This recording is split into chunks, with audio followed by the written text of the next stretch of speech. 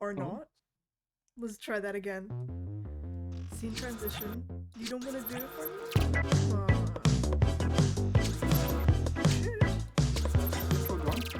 The intro video. Oh my god. Don't look at the screen right now. It's flashing a lot. There we go.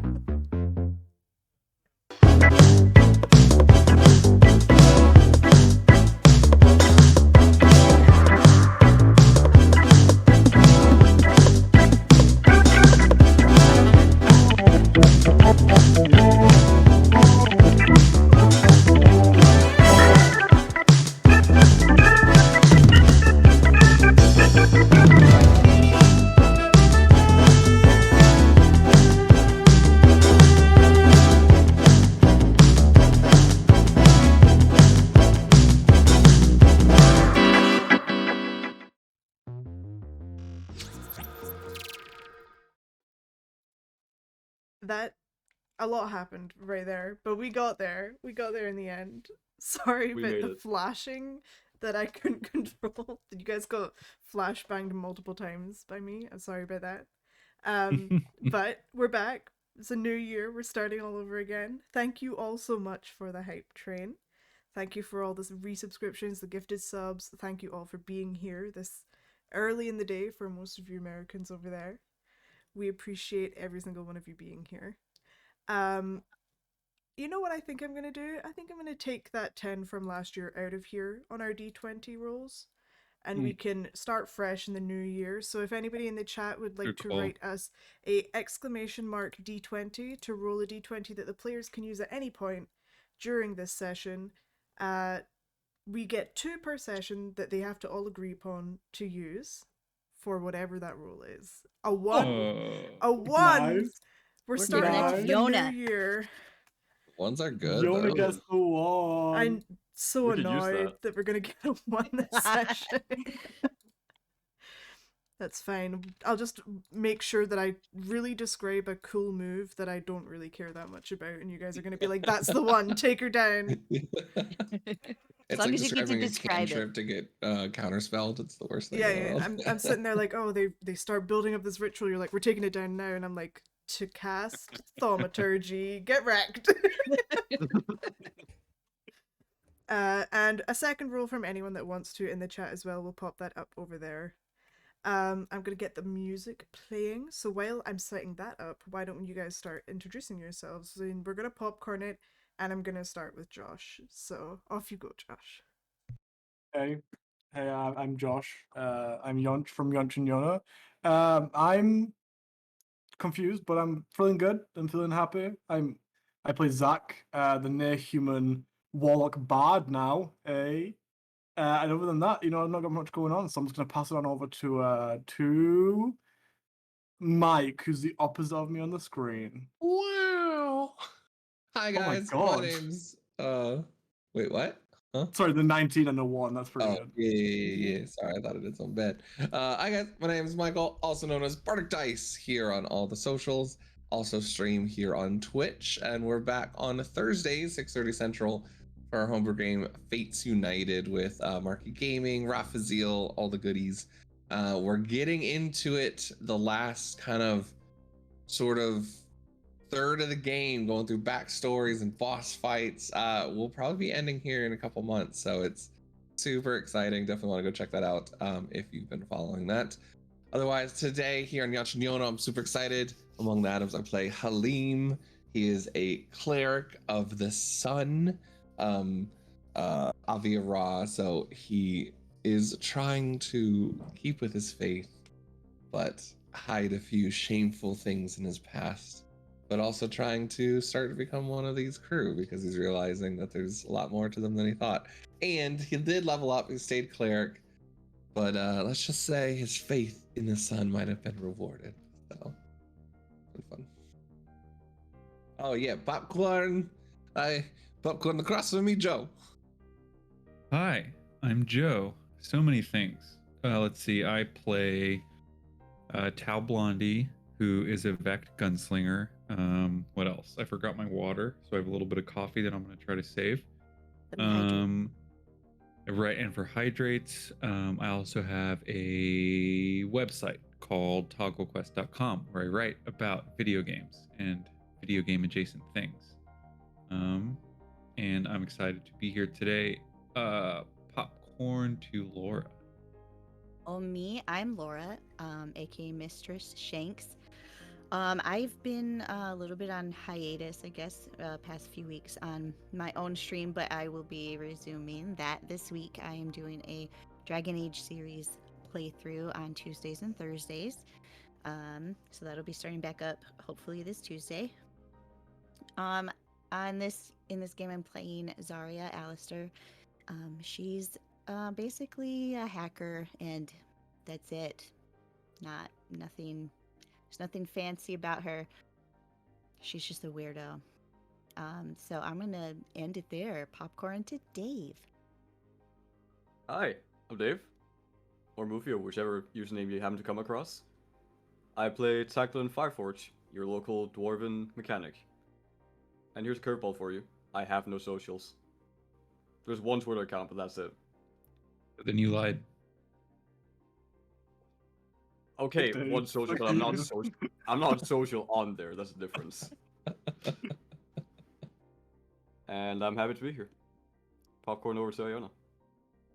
Back on over to me. Thank you very much. Thank you all for introducing yourselves. Thank you all for being here again.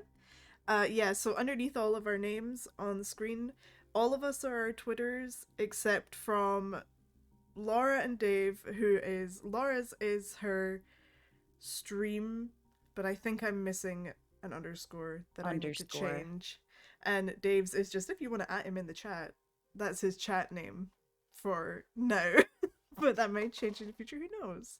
I'm gonna throw out my recap real quick. Hopefully that works. Yes, my god. Iona. Yeah. Do shoutouts work in chat? I forget if the bot works. You want to test it? Is it exclamation point SO? Yeah. Okay, and I'll try then it. at You know, Twitch has one now too. You can do / Let's see what Oh happens. my god, really? That one's really cool. Yeah. Oh There's my I god, think yes. like a minute wide down though, so that's Well, I'll do an order of Do who. one of each. Mix it Yeah. up a bit.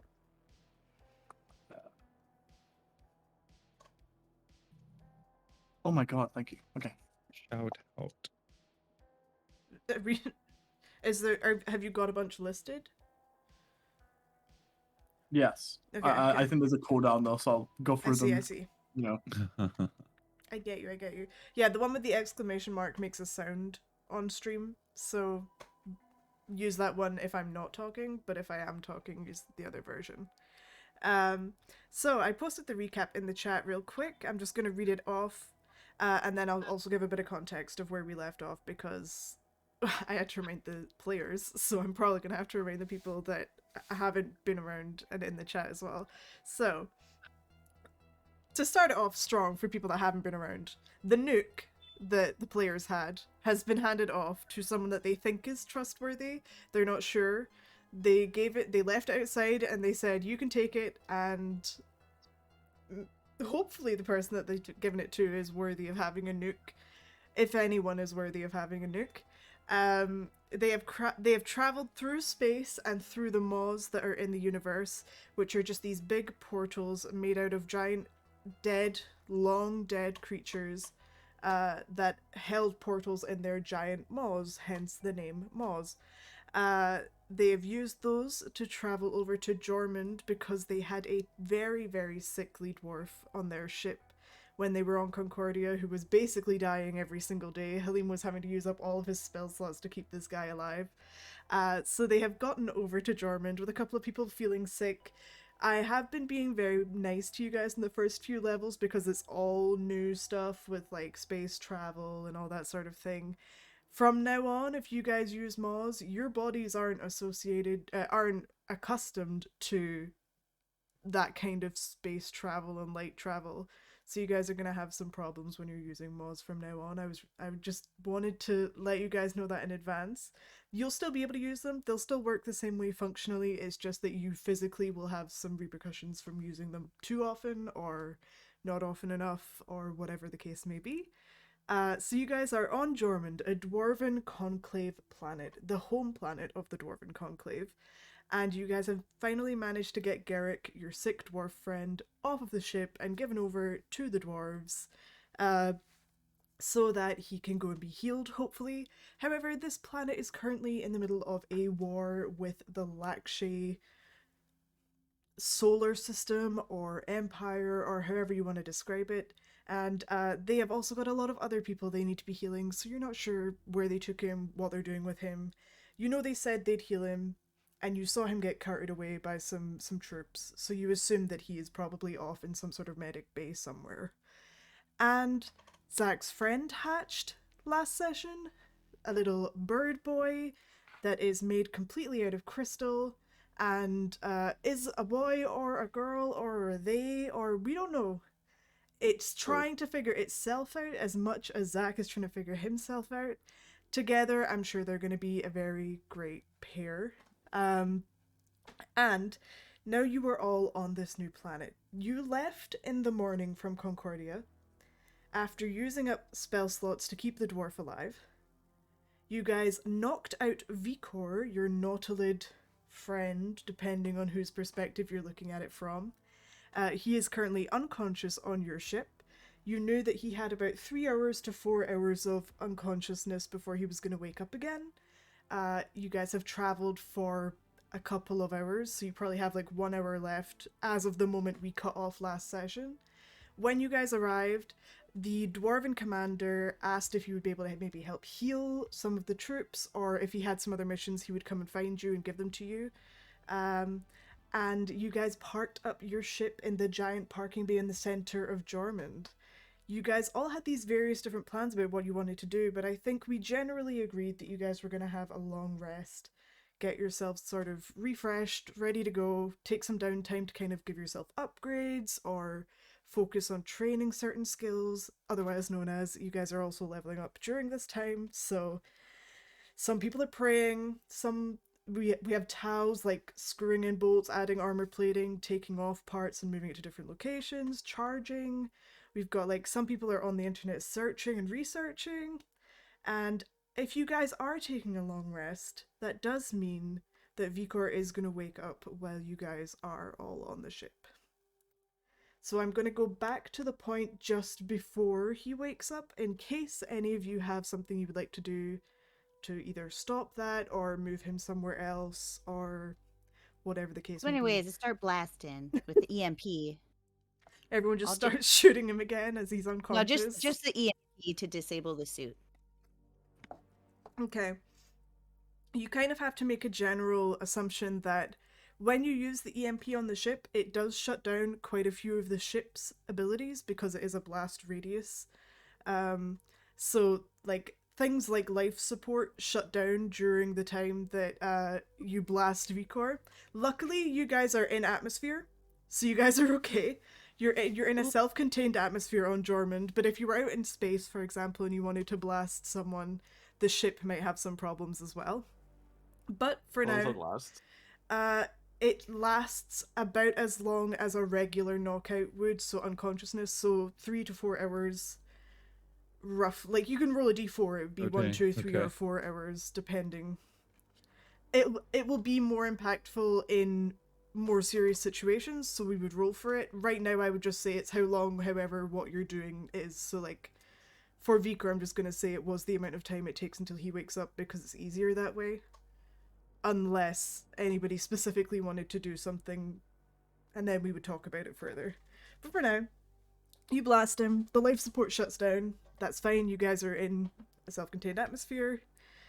He is restless and obviously starting to wake, but is not awake yet. You guys are all on the ship still. Let's see. Do you mind if I take a rest first? I only need a few hours. Then I could wake up and watch this one. And I kick the suit that Vicor's in. Cool. I'll be praying, but I can watch over him for now. Yeah, I forgot how I sound. I think it says, yes, but Tao, you need to learn how to treat prisoners better. Like, really. We'll see. And then Tao goes into sleeping mode, and his eyes like do like the breathing thing, like the light thing. Zach, it's actually interesting to see your change of attitude, change of pace a little bit. When I first met you, you seemed like quite a serious bounty hunter, quite the same. Have you always been this way, or is this... There's no point in giving people unnecessary harm, no? I agree. Unless you're I paid to do so. No, even then, I mean, if I have to kill someone, I have to kill someone. But if I'm keeping them prisoner, then why make it more uncomfortable than it needs to be? It doesn't help me or them if they're uncomfortable, because that means they're more likely to want to escape. And I have something on my conscience. Not like having things on your conscience? But you have a conscience? I think so. I'm not sure. It's complicated. There we go. Nope. You ask a lot of questions. I like them. It's just a observation. Questions help let you... Questions, if you question things, they help you figure out who you are.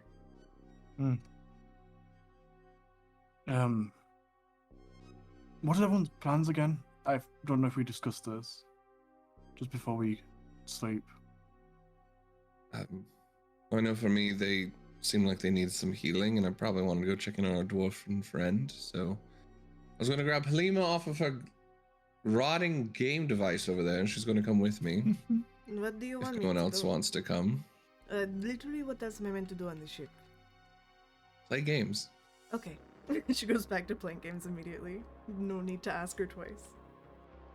Does the game Or- system still work even though life supports are down? Because She's definitely having some struggles. Like it's glitching out. It's like lagging a lot, and her save files aren't saving properly, and she's kind of getting frustrated with it. But she's committing to trying to play it anyway.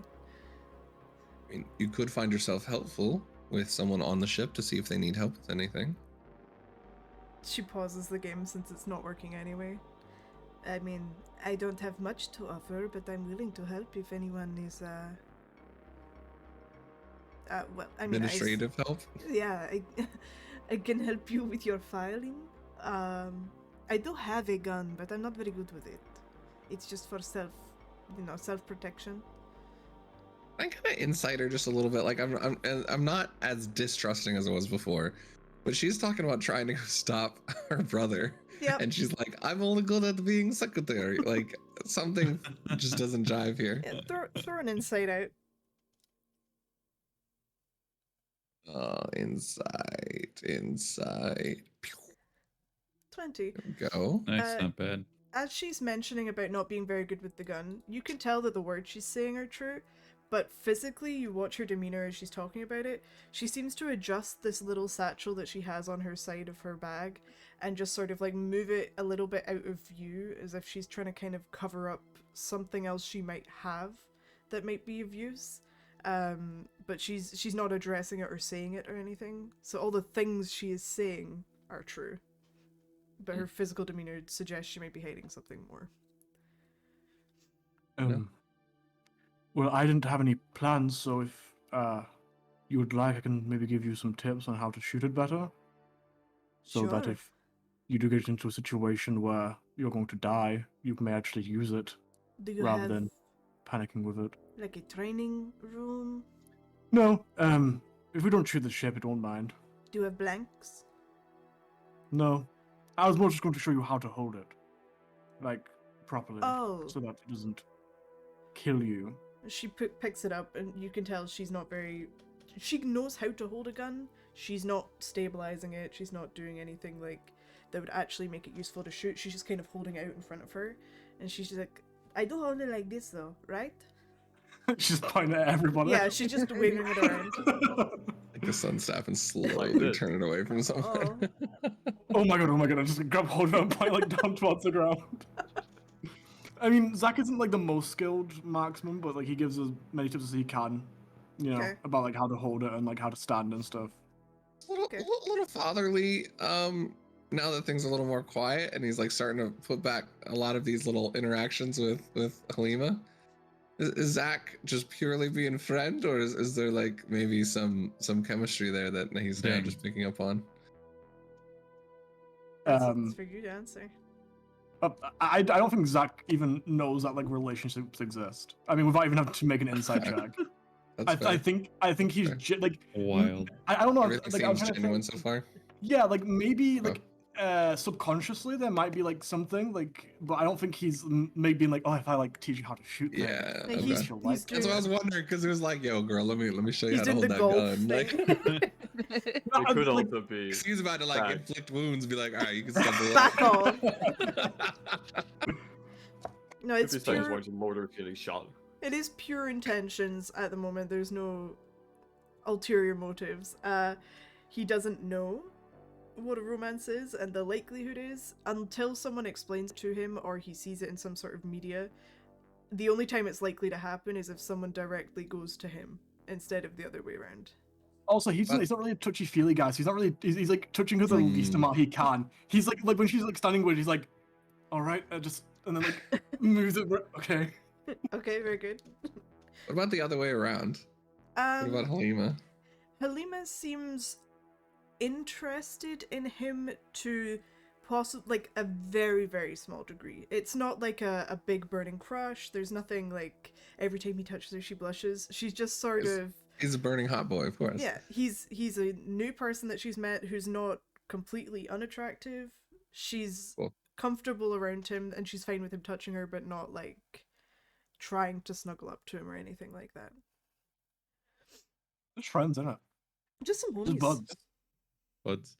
Oh, can I retcon that Tao would have said they're interested in finding a local like bar or whatever version of bar that exists on Jormund, as well as perhaps perusing the bounty board or something whilst in the bar.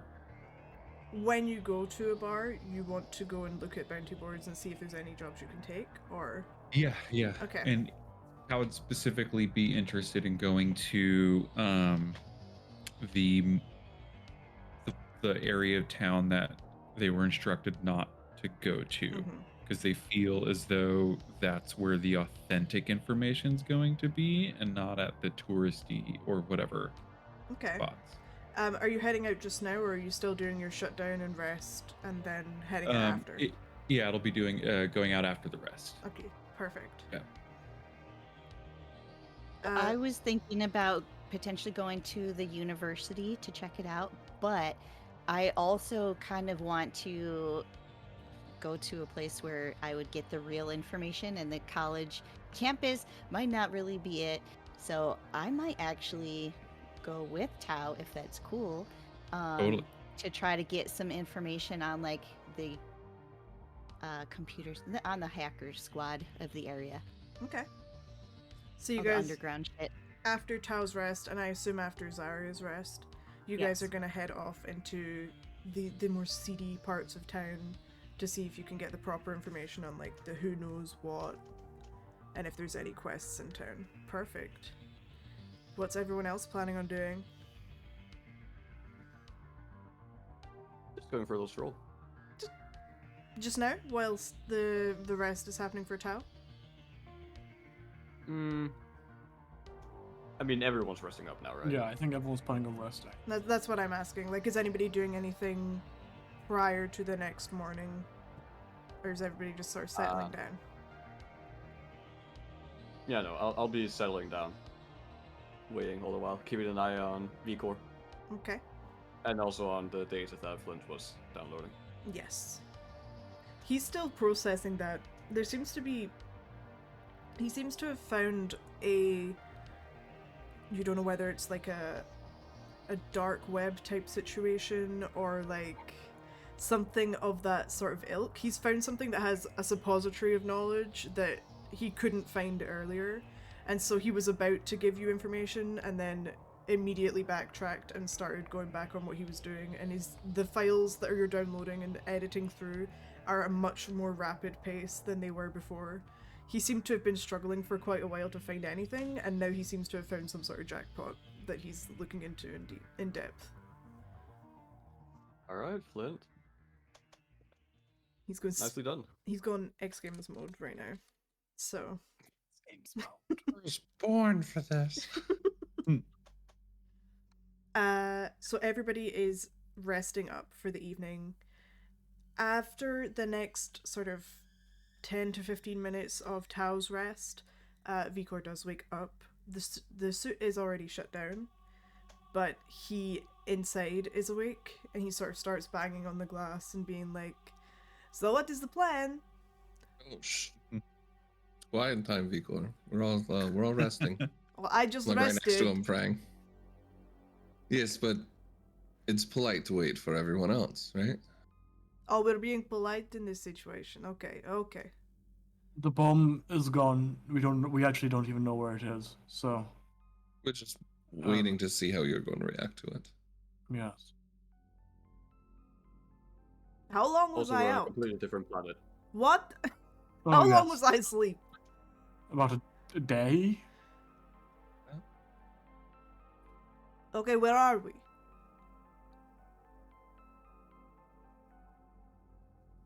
I don't see why we shouldn't tell them where we are. Kill the We're in Jormund. Okay, we just flew Welcome into to the the war. Conclave. Okay. Well, you see, Vicor, not everyone's at war.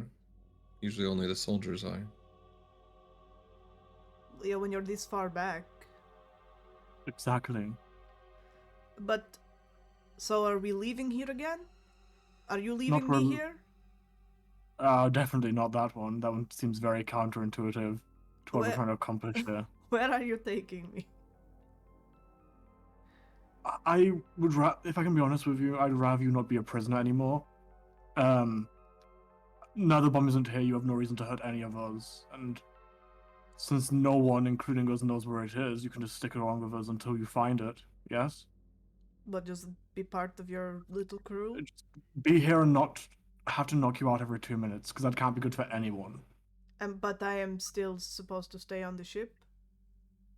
I mean, preferably, but that's up to you, really. I'm not going to keep you here. Like, he tries to Personally. move, but his suit is still stuck.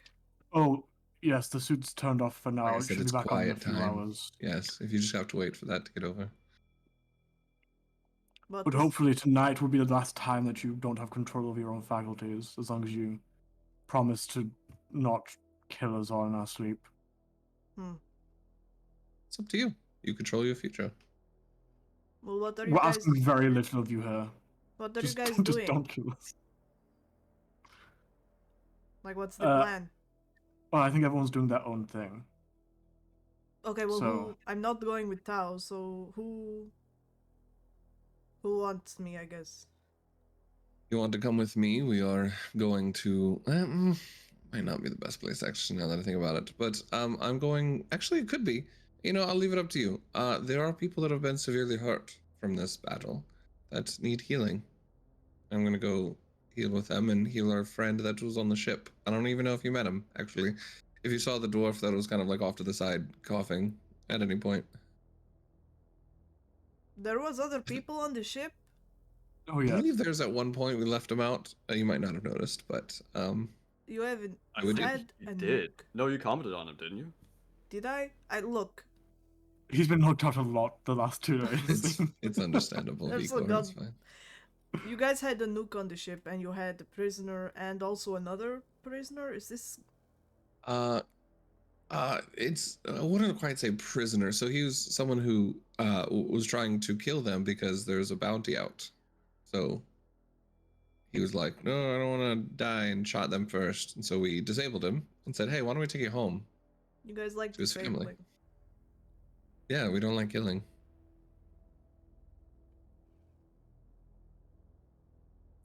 Okay, well, I can't heal very good though.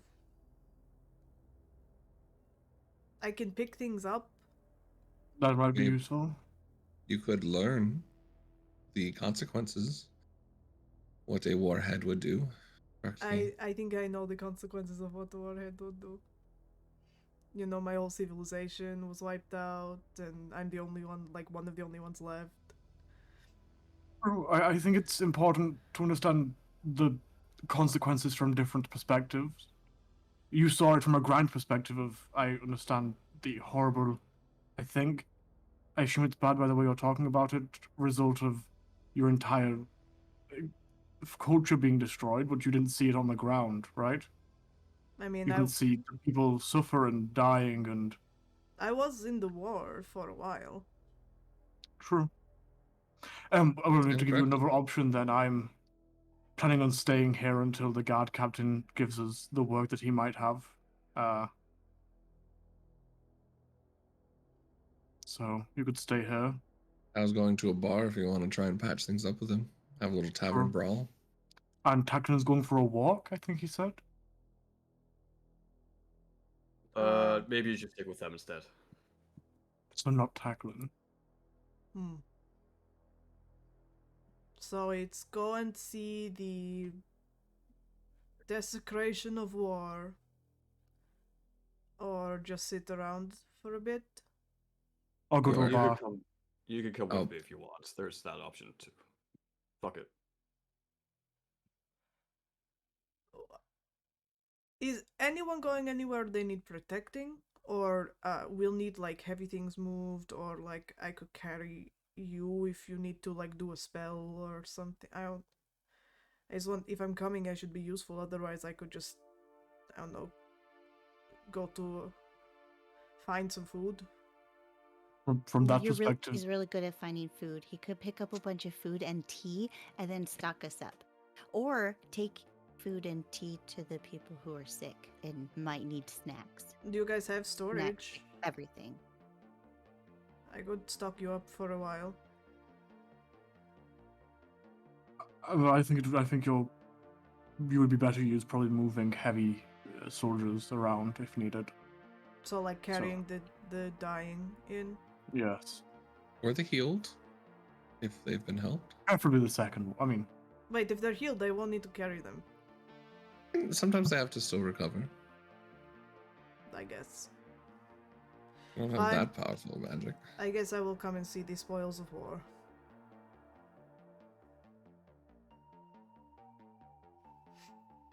is there like an Uber Eats in this world that we can like get food delivered to the ship? There is now, Vicor. Well, there's takeaway places out in space on travel. I mean, you could probably get delivered food here. You don't know, like, the specific Jormund app, but you know, like, delivery food. There's gotta app. be ship provisions, right? That they would stock up with. Also, Look at do we have space like race. cargo space? You don't have cargo space right now. That's annoying. You have, like, nothing on your ship. We have those pods. I mean, you have rooms that you could put things in, but you don't have Yeah, but not like a cargo. space. Yeah. We wouldn't be able to load up on enough to make it worth it, No. basically. Not without Which they can greatly space. disrupting the space that you would have to move around in. I might go look at like a ship outfitters, because like isn't Jormund like The real place. crafty? Yeah. This is the Yeah, place where so- almost everything started for space travel in terms of like ships were made here, Vect were made here, like they are the forefront of crafting and technology. They don't have DoorDash. They have the DoorDash, you just don't have the app. I guess Well, Would like Dave said, he might know. Yeah, would Taklinn have the app? Taklinn would probably have DoorDash, right? For sure he would. 100%. It's Yes. called Dwarf I'm Dash. sleeping. I'm in the middle of my project. Exactly. It's called Look, let's purchase Jordash. lab time. Or Jormund. It's called what? Jordash. Oh, Jordan. Of course it is. But yeah, that you can easily order food from your datapad, Taklinn, if you would like to for the ship. It will still cost money out of your credit account, so I don't know how much credits you guys have, but you could. It wouldn't cost too much. It's just food. I pulled up Jordash. Alright, what do you guys want? I just showed him like a list of places. Not that we're getting it now, but It's Are literally we every getting like cuisine. one meal, or are we getting like provisions for a couple days if we're traveling? It's an expensive Forge Dash. Think about how much Zach can eat. You're going to need to order a lot. you're Yeah, right. but if he doesn't need to eat, I mean, can we just set a limit on that? Like only like 3 a day. Like those could be cheat meals, maybe, that we go to and like Look at his enjoy face. on the weekends. You could, yeah, for sure. On the rest days, maybe you could have like a banquet. How about that? what's the point? Well, just don't eat then. Actually, it's a good That's question. fine. Well, I would really like to install a boba tea maker into our life support system. So maybe we could stock up on the ingredients and then maybe some mechanical parts for building all of the things. So what you would need to do out of character for that is you would need to get a fabricator that was able to make boba tea installed into your ship. So you guys do have a fabricator that isn't fully installed yet in the ship, but it specifically makes something that isn't boba tea.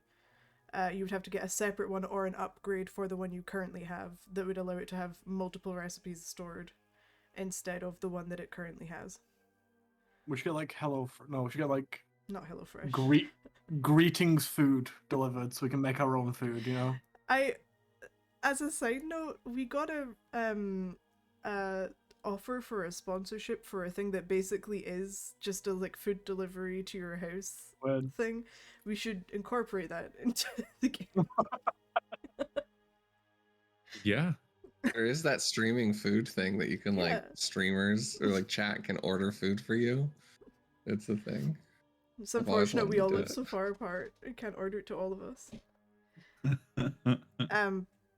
So yeah, on Jordash there is more than enough of every kind of cuisine that you can think of, and any kind of cuisine you can't think of is also there.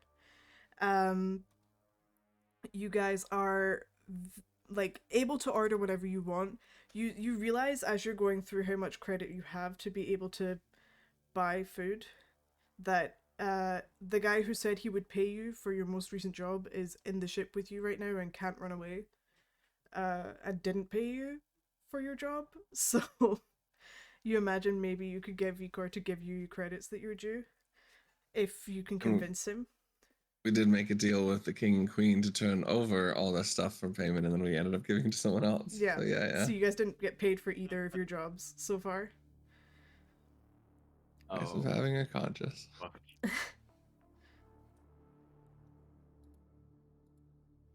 Well, if you could get me Thai food, I heard it's really good. I've never had it before. Like pad Thai? Is that Thai? Well, Or is if that a Halim, if different you're thing? paying, you can just get me a second one of those then. Thank you, dear. We'll pay you back. I'm looking for I'll a take Thai place. 4. I'll take Jordan. 4. Yeah, 100%. It's one of the first ones. It seems to be quite popular. Oh, cool. This is good. Mm-hmm. We're gonna take it now. Halima just sort I'm of very sighs to asleep, herself. uh, I can give you some money if you need, so you can order it now. We'll pay you back. How much do you need? How much do you want to eat, Zach? Like so much? Want to? Or Yes. That first. I'm fine. I'll just have the same as everyone else. so I can feel social in my eating. I'll just I'll give you like 50 credits. Does that sound good? You can get as extravagant as you want. But this is it. After this, the rest I'm keeping for my savings. Unless you need something to keep me alive or whatever, that's it for me. The I Bank would of you all. Halima, appreciate it.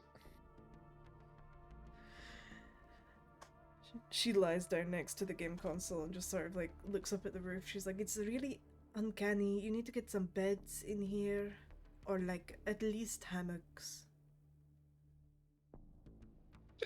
Floor is so that's another fleshy. issue. I don't We did- like sleeping in flesh. We just got life support. Come on, one thing at a time. What? You want to help us find a job? You are very good at Mhm. coordinating and networking. You could help find us a job. I could, but it would probably be through Ambrosia. Is that Nope. they have different Well, I mean- branches on different planets. Like the branch here will not be the same people as are in Concordia, but it's still Ambrosia, so I think we should probably wait to see if this captain fellow brings us a job first, and then we'll think about branching out. okay.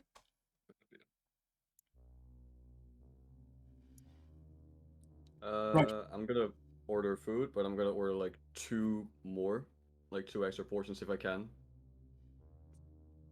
Okay, that'd be easy enough. Like, it would probably, if you're just going for like regular portions of food, you're probably looking at like 2-3 gold, which would be 2 or 3 credits, and Halima gave you 50. She just transferred it over to you, so Jesus. Thank you, Alima. covers what you're trying to get. And it doesn't Alright, take wonderful. long for the delivery to get there either. Like, maybe 15 to 20 minutes after you order it. And this is how you know it's the fantasy campaign. Yeah. The door, you hear a knock on the outside of the ship, like, hello, I think this is where I'm supposed to be. I go and to the door, I guess. Hello? Ah, hello. Did you order Jordash? No. Oh. Yes, Fuck. we did. Yes, Oh. we did. Jesus. I didn't. Well, you guys are you're fucking with me. Yes. I walk up and I show him like the order and receipt. Okay, thank you. I was gonna ask like to see your face, but you know, it's there, and he hands it over, the little bag of food. Thank you very much. No problem. If you could give me a good rating, I'm trying to get to number 1. Yeah, I'll just give him 5 stars. Thank you, and he runs off How back are you not into the supposed to crowd. ask? Isn't that like against the policy? I was reading it whilst we were waiting. And it says that when you're delivering for Jordash, you're not supposed to ask for a 5-star rating. That's Who's not how gonna you know? get to number 1 here. So technically, we should give him like a 1-star because he broke his own terms of service. But No. who's going to stop him? Also, it's kind of too late now, already click the 5 stars. And Yeah, you everything. can't go back. It's Yeah, not a it's good kinda awkward. system. Hmm. Anyway, We got food. she starts chowing down on the food. Side note, Zach's the type of person to be like confused that we got food, but also like, yeah, I read the terms of service. Man's talking about following the terms of service when you guys have changed the rules of every job you guys have done so far. Like, what? 100%. So everyone has their food, everyone rests up for the evening about their own ways. Tao wakes up before everyone else because his rest is shorter.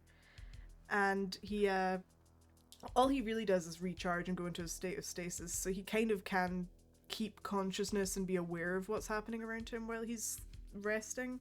So he was kind of listening to the conversations. He couldn't eat because that involves moving, but everything else he was Right. aware of. And he can eat when he wakes up, which is a couple hours from then anyway, so the food would still be okay if he wanted to eat. Tal probably wouldn't eat, That's fair.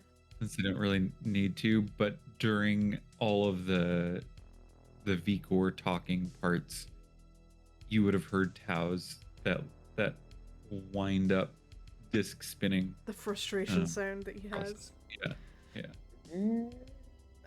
So as you come to consciousness and everyone else starts to go down for the night, Vikor is also still awake because he's just woken up from being asleep pretty much all day. And the two of you are just kind of left in a silent ship whilst everyone else is sleeping.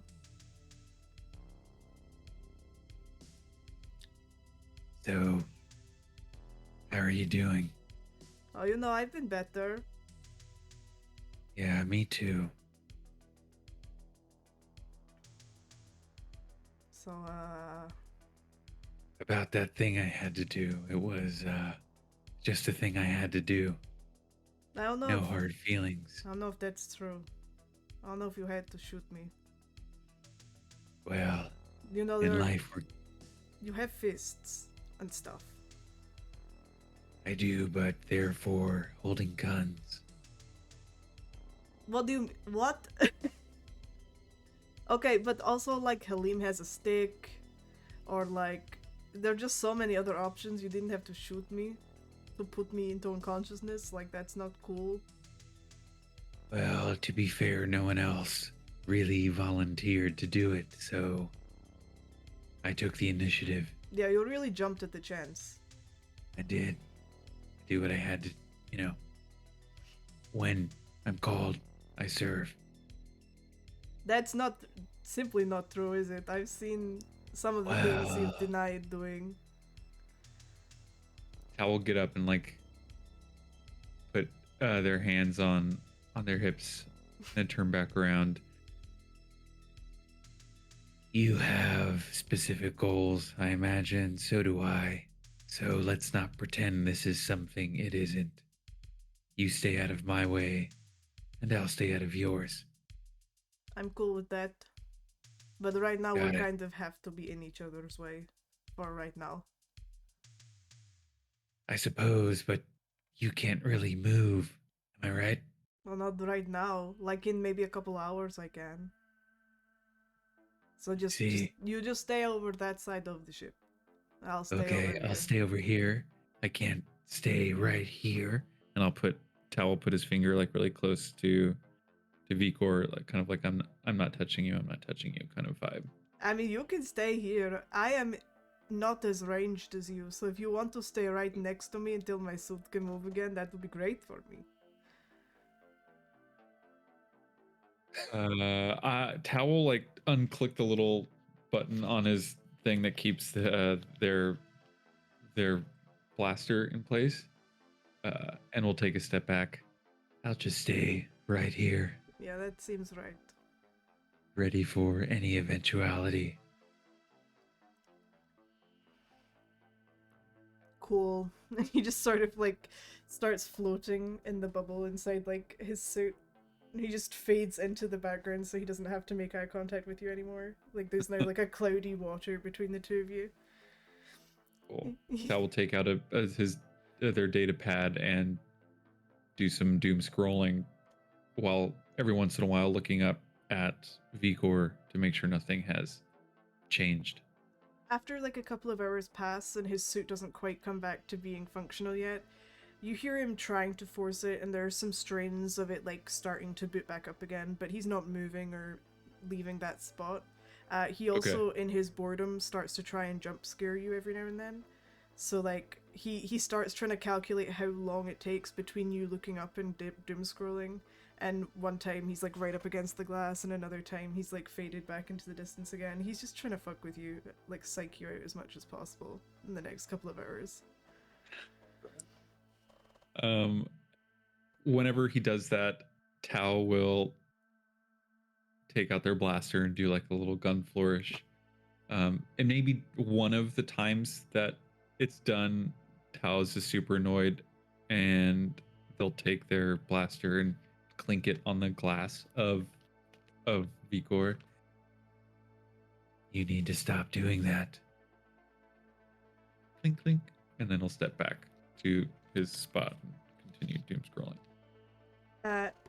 After a period of time, his suit does start functioning again. He doesn't immediately move or come to fight or anything like that. He changes position to make it obvious to you that his suit is now able to move, but he isn't initiating any kind of fight or anything like that.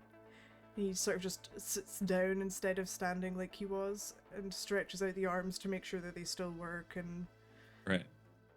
after Can Tao? I don't know if this is allowed. Tao wants to ready an action for any time Vikor may attempt to inflict damage on Tao. I'll allow it in this situation. It's just the two of you, Okay. and you're watching over him pretty intensely, so Yeah, you're pretty much just readying an action for an aggressive movement. correct. He doesn't seem to be doing anything aggressive for the rest of your watch until Zarya wakes up. He does get up at one point and kind of take a walk around the ship just to get moving and have something to do for a while. Sure. And he's kind of just like circles around you and then comes back to his spot. The ship's not very big. He can't leave without Zach opening the door. So he's really just locked in this one room with you guys right now. And then everyone comes back to consciousness, having a long rest. You guys have your spell slots back. You have your abilities back. Everything that you need. Your health is back. You guys are back full. I don't think many of you have lost much because we haven't had combat in a while. But spell slots and stuff were used a little bit last session, so everything is replenished. You guys all come back to consciousness. You guys also notice that Vikor is now able to move. He's kind of like, as you guys all start waking up, you guys are woken up by the creaking of his suit and the clanking of his like breathing apparatus inside it, as he leans over and takes one of the leftover bits of food from the night before and just sort of like starts trying to drop it into his suit. Good I morning. just do a little flavor thing while Halim was kind of praying / resting. Absolutely. Kind of trying to tap back into kind of like the peak form of his previous fighting sort of position, since he kind of let that go out of practice for a while. Tao, I guess, would probably be the only one that could notice, or if anyone else notices, about midway through, kind of like in the middle of his like main rest while he's still kind of praying, the symbol that he kind of wears that looks like the raw eye, and then the edges of the feathers around his neck begin to glow, kind of like a bright kind of orange sunish, just for a couple minutes, and then kind of settle in. Nice. Yeah. Interesting. Vikor, when that happens, sort of pushes up against the glass to watch it for a couple of seconds, and then just sort of, is God talking to you? Me? Yeah. You could say something like that, sure. Why did something happen? You had little moment. You had like little glows on your feathers and your face. I Oh, thought well that then was good. God. Worked. You see, the amazing sun and Un gives us all power and is the source of everything in the universe, and sometimes you can tap into that to enhance when you're trying to defend it. Or some others tend to use it for more harm, fortunately. Isn't the sun like... Well, I guess... Would it be weird if I followed the sun because I'm like a water guy? Is he Anybody like... can follow it. He's not like insulted by that? Not at all. Everyone takes life, nutrients, vitamins from the sun, energy. It is the source of all things. Doesn't it kill people? Any power can kill while also heal. It is how the energy is used. There's also a life cycle in the universe as well. What Interesting. about a forest that burns down but regrows new? But what about all the animals that were in the forest that also burned down? Well, Mm. I understand. It's okay. You don't worry about it. No, there are many things that are not always good, but cannot be explained and are part of the process. But hopefully many of them do survive, and those who can't, those that do survive, will hold them in their... Each being has a purpose, whether or not one can see it or not. You have a very different perspective from most of the other of your kind that I've met. I apologize. There is quite the large portion of my people who see it more as a conquering thing and a reason to own or control. That is false in my eyes. Is that why you don't, like, still live there? Precisely. What about her? And he gestures to Halima on the floor. She is her own person. I can answer that. You don't know if she believes in conquering?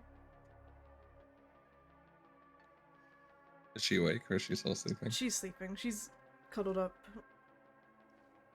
You know, anyone, whether they're of Yora or not, have the ability to conquer or find peace. Yeah. I have plenty of experience with that. Clearly. But it's your choices and your actions in life that determine who you are and what you believe in. It's never too late for anyone. You see him, his little face inside the cloudy water. He seems to react to that last sentence with a little bit more emotion of like a sad, like a reflective sadness, as opposed to this sort of either cockiness or frustration that he's had the past couple of times you've been talking to him, as he sort of just like contemplates a little bit what you've said, nods to himself a little, and then kind of starts fading back into his cloudy water. Who else is up with us? Is it just Tao? Just Tao at the moment, Or- yeah. Everyone else is resting. One last thing, Vigor. Hmm? Don't think I don't empathize with you. I've seen many, many good people die. Many of them at my own mistake. And it's never a good thing. But just because people have lost their lives doesn't mean you have to lose yours. You can't try and continue to live a life in memory of them. But when you squander your own life, you squander the memories of those that died needlessly. Would you take it back? If you could? If I knew now what I did then, yes. If you got to try again, you would take it? I would. I would have not chosen war. I would have chosen peace. Or I would redirect the power of the sun to those that did choose war and stop them. What I'm trying to do now. You see him start doing that that flinchy thing that he was doing when you guys were interrogating him before. Do I notice that? Definitely. He's trying to fight against whatever this flinchy thing is. Like, he seems obviously uncomfortable with it. I touch him and cast Enhance ability. Is there a way to know if it's like wisdom based? Pop me up Enhance ability, please, so I can read through the description of it. Cool. Because he's been waiting for this. Do I just click it?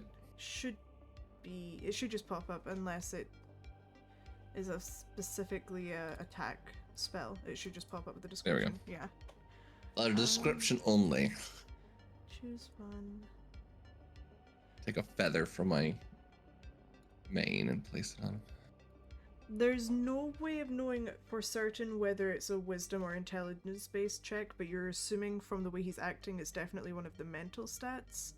At that point, it's down to you to try to decide which one you think would be more useful to him. I think I'll go wisdom on this one. Okay. You see, for a quick moment, in fact, let me just double check that you see for a quick moment. Let me do some rolls.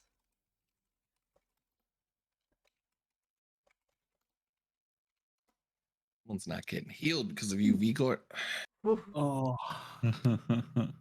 You see for a quick moment that he's still twitching, and as soon as you do that, he has one more really quite intense battle within his mind of some kind. And then he sort of blinks. Is that a known roll or an unknown roll? That was an unknown roll, but... Do we know if it succeeded or failed since we have rolls to choose from?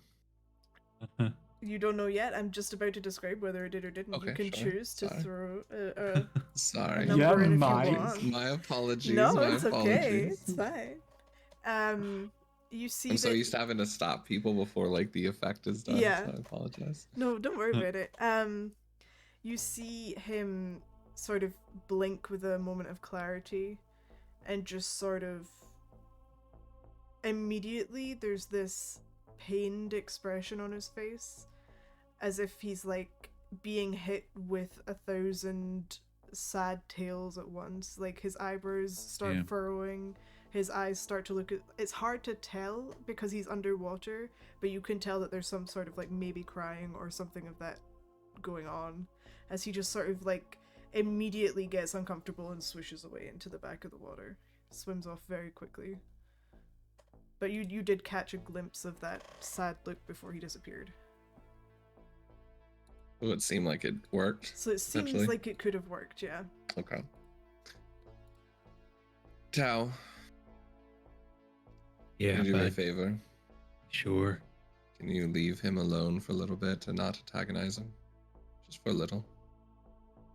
Unless he does something, of course, to cause it. How's that?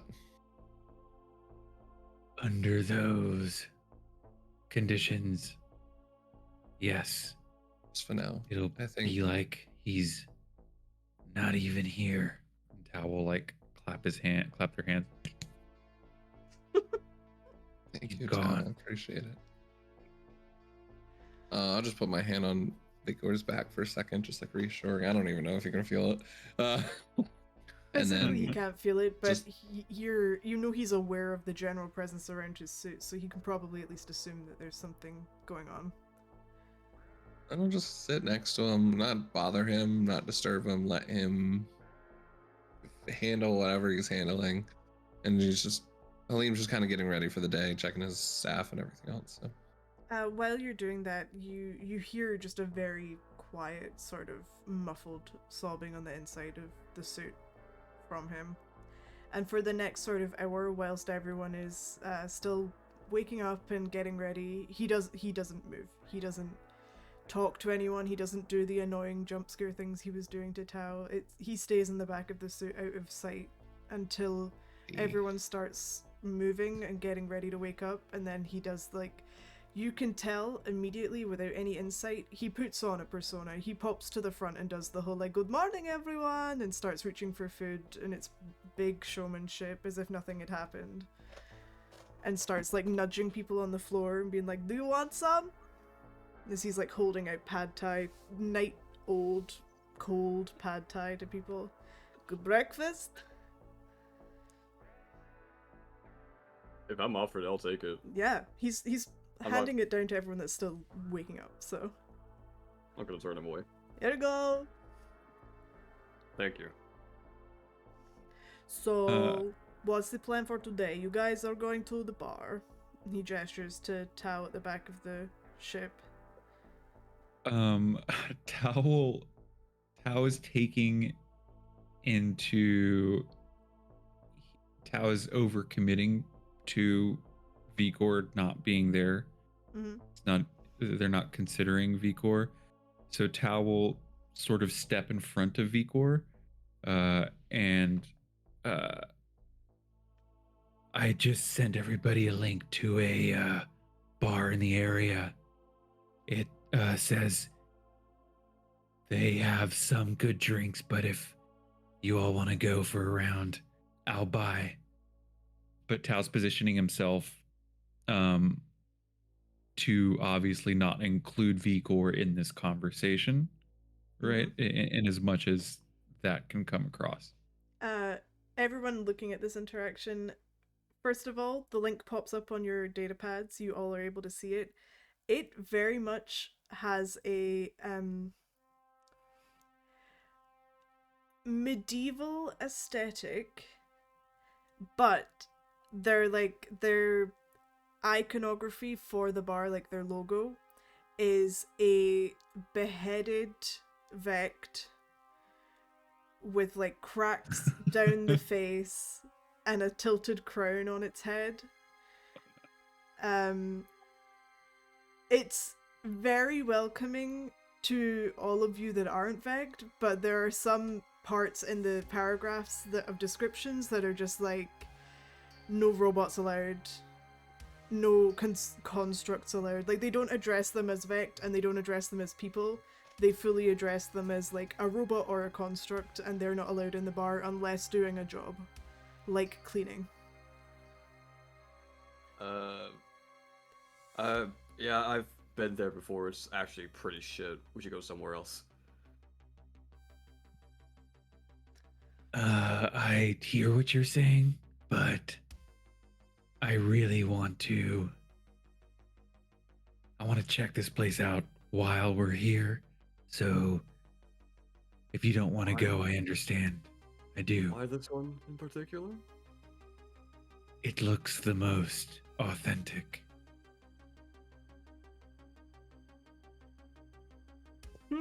Authentic?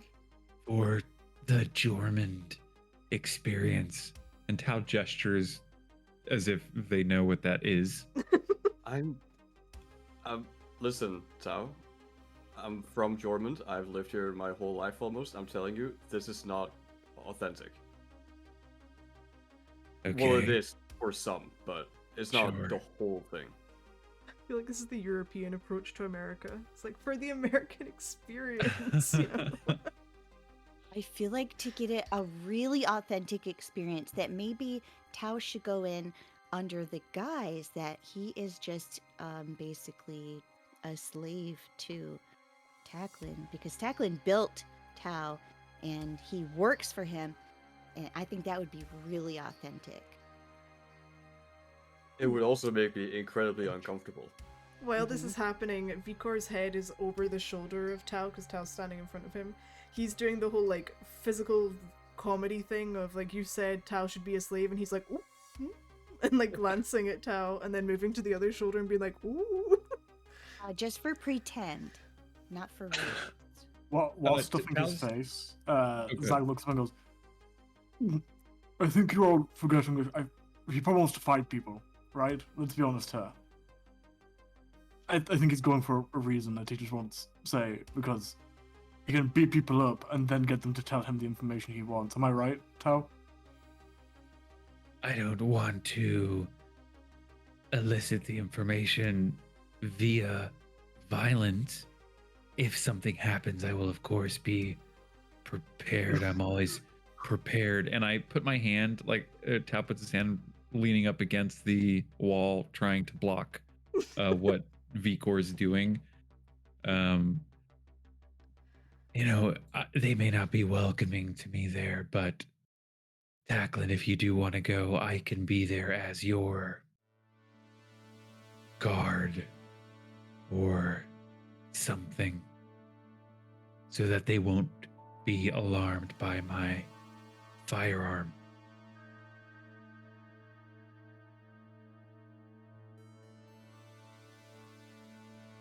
Are you scared, Taklinn? I'll protect you. Very sweet. Thanks, Tao. You're welcome. Listen, if anything, I'm more scared for you. Alright, some people's hatred runs deep. I appreciate your concern, but I feel as though The information I'm looking for is only going to be in places like this. And what is it? About the spark? Or About about the how spark. certain people view the I whole think thing? it's all connected. I think it's all part of the same discussion. And I'm not going to find those discussions in friendly places.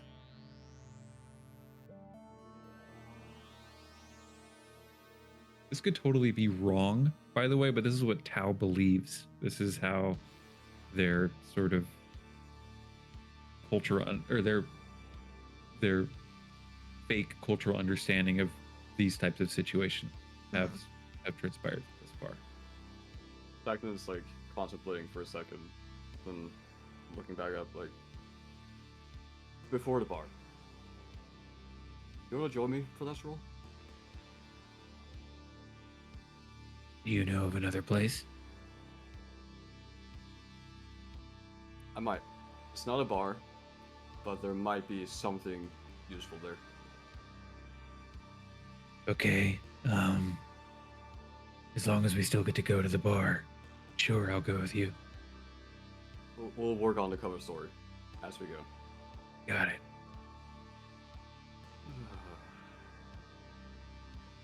Is your family here, Taklinn? Are you wanting to visit any of them?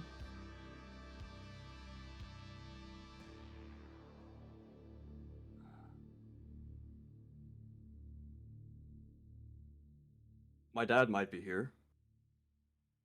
My mom is out traveling.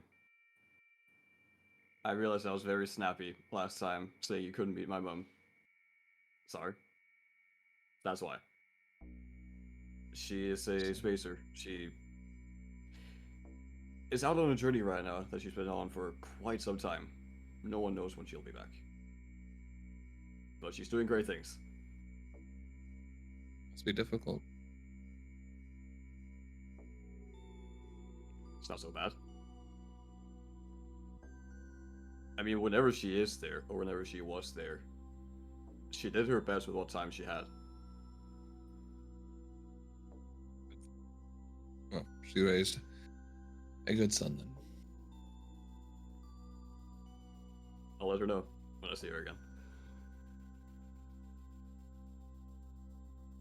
Alright, you wanna get going? What are the rest of you doing? I was Any gonna change of go plans, with or- Tao, but I don't know if I should go with you guys, but or if I should just still go to the bar. I might just go to the bar. I don't know. I think I'll just go to the bar. Vikor puts his hands on Tao's shoulders and just sort of pushes him to the side a little bit. Don't touch me.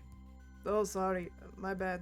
Igor, come on, I'm play so- nice. He stood in front of me for this whole conversation to be like, he's not allowed to come with us. When you're telling me I'm the bad guy here?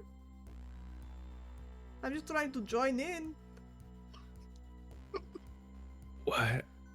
I don't want you to. Okay. Well, I'm not Sorry. going to come to the Did bar. I say with that out you. loud? Like, if they don't like you, they probably don't like me, right? I mean, I'm not a robot or whatever, but like, close enough. That is fair. He could be a partner in crime. And if you get into a fight, Tao, no offense, Vigor, you could see people punch Vigor. Or you could see me punch people. Don't kill them. Okay.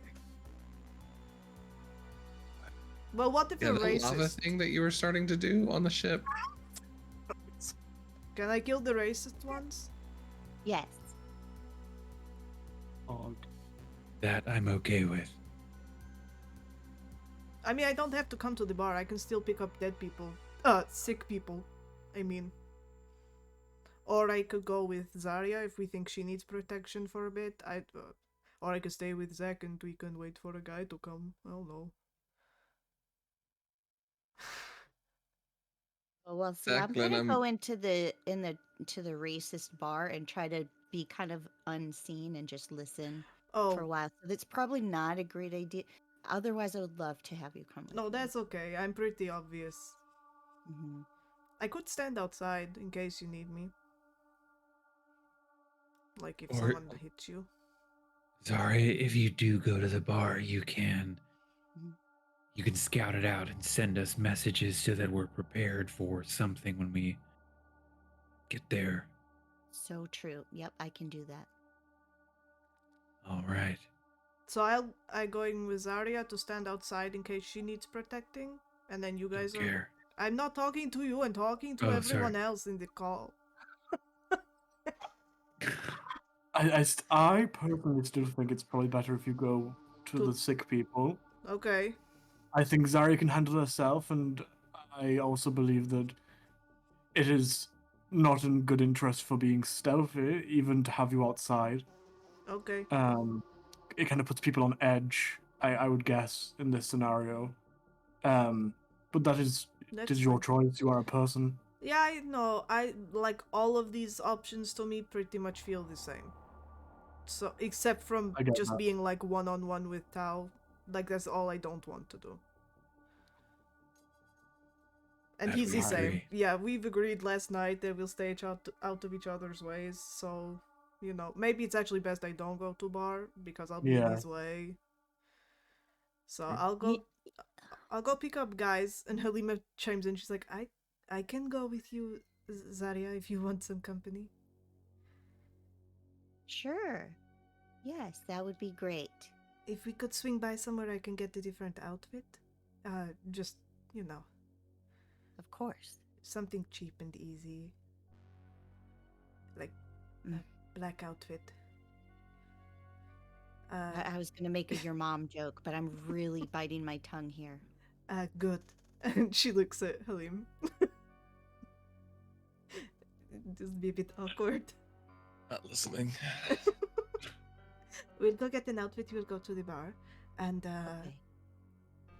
then I have ways of getting in contact with you. I can use the Ambrosia system to contact you guys. And Zarya, you can do the scoping, and then you can tell me what to tell them. That way you can really focus in. Or you can send a message if you want. Yeah, we'll figure that part Yeah. out. Would like to circle back one little thing. Just sorry to delay everything. Taklinn, I could be new here. Is killing racists illegal on Jormund? I would assume it is, yes? I'm going to ask you a question here. Is murder illegal? Yeah. Murder's illegal. Just like in most places in the whole verse, it's just an agreed upon law that murder is pretty much illegal. I thought so. The Dwarven Conclave is currently in a war state, which allows for more leniency when it comes to killing people, if you have a reason.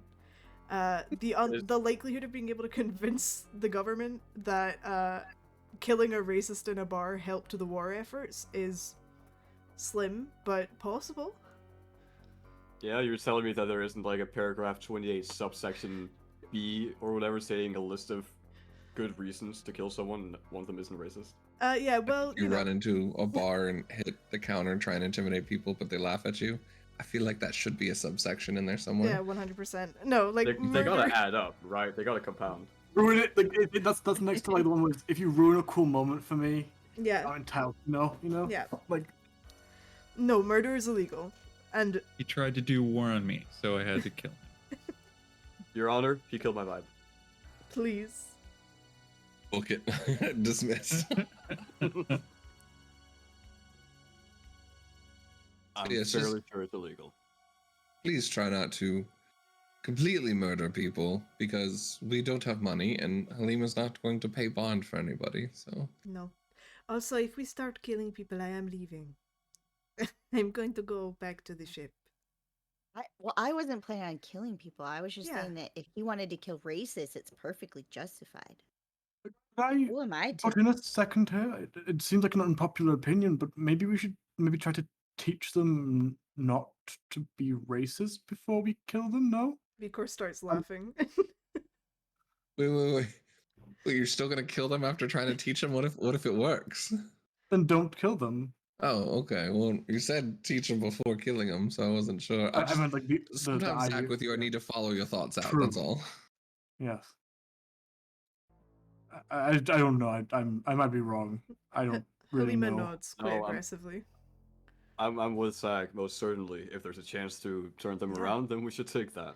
Teach them. And worst case scenario, you don't have to kill them. You could just knock them out also. If like it Yeah, gets but really they'd still be bad. racist when they wake up. Well, yeah, yes. Not if you do brain damage, Oh my god. That right?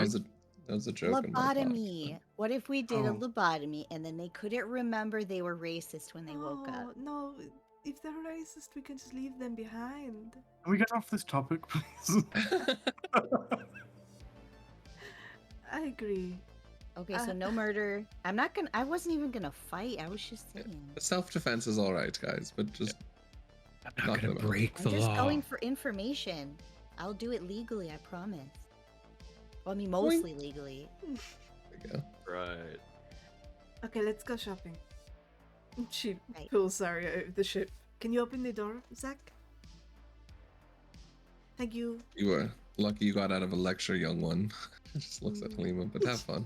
She just beams at you and starts running. Like, I know.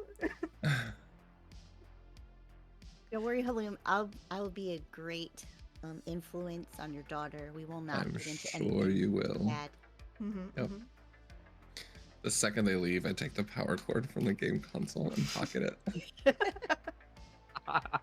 We are not having a conversation until You No animal. more gaming. Oh, this is the worst. oh, my mom and dad did that. Yeah, they did it to me too. It was the worst. I did But that yeah, like a week no, ago, you'll get it back when we sit down and have a conversation. last week. Yep. My mum used to pull the Wi-Fi cable out. Oh, Oof. I confiscated the power cable to my daughter's smart TV. Oh man. Is it a good idea, in the future, if we can afford it, to get everyone like body cameras? No. I think you guys have committed like at least like one crime already. Yes, but what I'm thinking is if we stop committing crimes, which is probably the best, then it will help prove our innocence if bad things happen. No, True. I don't like the idea that something that could help us remain innocent is not being pursued because we want to commit crimes. Well, I like that Zach is the moral compass of the group. This is good. Yeah, it's a very big surprise for me, actually, but I'm very proud of that one. I like You're body gonna have cams. to You visit a few should. people. You guys And should. to be I've fair, had cameras. if you're planning to commit a crime, you can just turn it off. But also, like, and then- imagine you could take some cool shots of, like, if you're in the middle of a fight and you have a really cool moment, you would have that on camera forever. True. Highlights. Yeah. Get a commission to get them Also, drawn. That'd be you know, really cool. Like for the Oh, like the bounty sorry. people, like they could like make a show reel of all their really cool shots and then be like, this is what I'm good at, and then they'll get more bounties for it, right? That's how that works. Like a have web recruiters series called like coming for Among that. the Atoms and just Oh release yeah, it. yeah. That Mhm. would be pretty We'll cool. workshop the name. That's a rough Yeah. one, actually, but Maybe Among the Stars. It sounds better. I Among the like that. Stars, Yeah, Among yeah, the Among the Stars. That's really good. I was gonna say counterpoint, but additional point, we'll have all of our most embarrassing moments too. Yeah, true. And then we can always use them against each other, right? Because I'm Once part of we the have- It'll be group. fantastic. Once we have enough content recorded, we can make a loop of like all the good stuff, and then when we know that we're gonna do something bad, we could just, replace the data. Tao has I I have a camera. I could use my holosphere. I know we have If like needed. 3 of them because we used it before, didn't we? Yeah, Yeah. You guys, Yeah, you I guys was- do have We're holospheres, like some of halfway you. to it. Yeah. I was I'm gonna not use it really for bad, Decor though. too, just a second Yeah, ago. But they're like you know how every time they're like, let me check the CCTV camera and it's like 1 pixel. That's what they're like. Right. Gotcha. Gotcha. And they They're, also like, have really, short periods it of good time as pixel? well. Gotcha. Yeah, not really. Oh, okay. They're not great. They're good enough for like passing on information, but they're not good enough if you want like specific details of like how someone looks or what happened in this one fight between 2 people. Like, it's like a sci-fi dash cam. Yeah, pretty much. And it also doesn't Perfect. record for a long period of time. If you wanted something like a body cam that records continuously always, then you would need to Right. purchase one. It only goes for 30 seconds. Yeah. All right, Taklinn. So where are we going? Is it like an underground fighting arena? Is it a gambling den? What are we talking here? It's a surprise. Got it. Hmm. Can't wait. Good luck. Thank you. And you guys start heading then- off out of the ship. Yeah. Ooh. See y'all. Be safe. Call us if you need anything. Of course, of course. Likewise. Zach, you're staying on the ship, right? No, yes. Cool. Great. So we can come back here if we need you or whatever. As long as I'm here, yes. Great. Didn't want to come with us to. You could come hang out. I don't want to take the. We told the head guard man to come find us here, and he seems like a busy man, so I don't want to That's fair. make him take time out of his schedule to come here and then us not be here. So Sure. I'm fine. I have Okay. things to think about anyway, so. Shall we head then? All right. And everyone heads off on their little paths away. I'm gonna start with. Logically, I have to start with Halim and Vikor. So, Halim and Vikor make their way to the medic bay, which is very easy to find after you notice multiple people getting taken off ships, put onto stretchers, and rushed through town. You start following them through town to where they're being taken. Medic Bay is a section of this planet that has been built off of the core planet as a metal platform, and it just gets bigger and bigger over the few days. You see people that are building new sections of it at the back, and it's like multiple like sick bays, healing quarters, like rooms for people to rest up in after they've been dealt with. There is a graveyard off to the side where you see that they have this they've adopted the culture of many spacers, which is to send the bodies out into space when they have died because of something. You've heard rumors about various different reasons why spacers do this, but no clear reason yet. It's just that that seems to be a common thing in more aged spacers. So they have a little section where they can jettison bodies off into space, and there seems to be like a one specific, almost priest type figure that is there giving them last rites, and then it seems as if they are doing funerals for those who they can do funerals for anyone that they know have family on town. And it's sort of like a line of people that are just going up, having their moment, and then the body jettisons off and the next person in the line comes in. It is quite a long line, unfortunately, and there are quite a lot of crying and sad people up at the front of this dock. But you guys kind of make your way past that with sympathetic body language to them. Said at some point too, if we saw people taking a stretcher, I'll probably convince them to let Vikor and us Yeah. take them if they would, and then let them go back for someone new. Absolutely, yeah. Because Vikor could probably carry them along. Or at least him Vikor and I. carries most of the weight and just lets you kind of help him guide to where you're going. Instead, you kind of take the front, and he carries the brunt of the weight. Most of these people are dwarves. Most of the efforts in this war are people that are either natives to the planet or people that have a close tie to the people here, and most of them are dwarven military. There are a few that you notice that are just a scattering of different races. There's a few tieflings, there's a few sort of humans, all sorts of different kinds of races, but mostly the primary amount is dwarves. The guy that you guys are carrying at the moment seems to have had his leg blown off in some kind of altercation, and it's been patched up shoddily, enough that it's not sort of splurting blood everywhere, but not so much that it's actually healing at all. So you guys rush a little bit because he's in quite a lot of pain and he's screaming and kind of rolling around. Would a cure wounds right here help him, or A cure wounds would definitely seal the wound over, so it would definitely help him with the pain element of things. It wouldn't heal the whole. yeah, you wouldn't for bring sure. a leg back or anything, but you would be able to help him with his pain. And help him from is he dying? Or He's screaming a lot. You think that there's a possibility that because it's already bandaged up, it might be clotting already, and it's like not immediately he's going to die. He's not bleeding out for an artery or anything.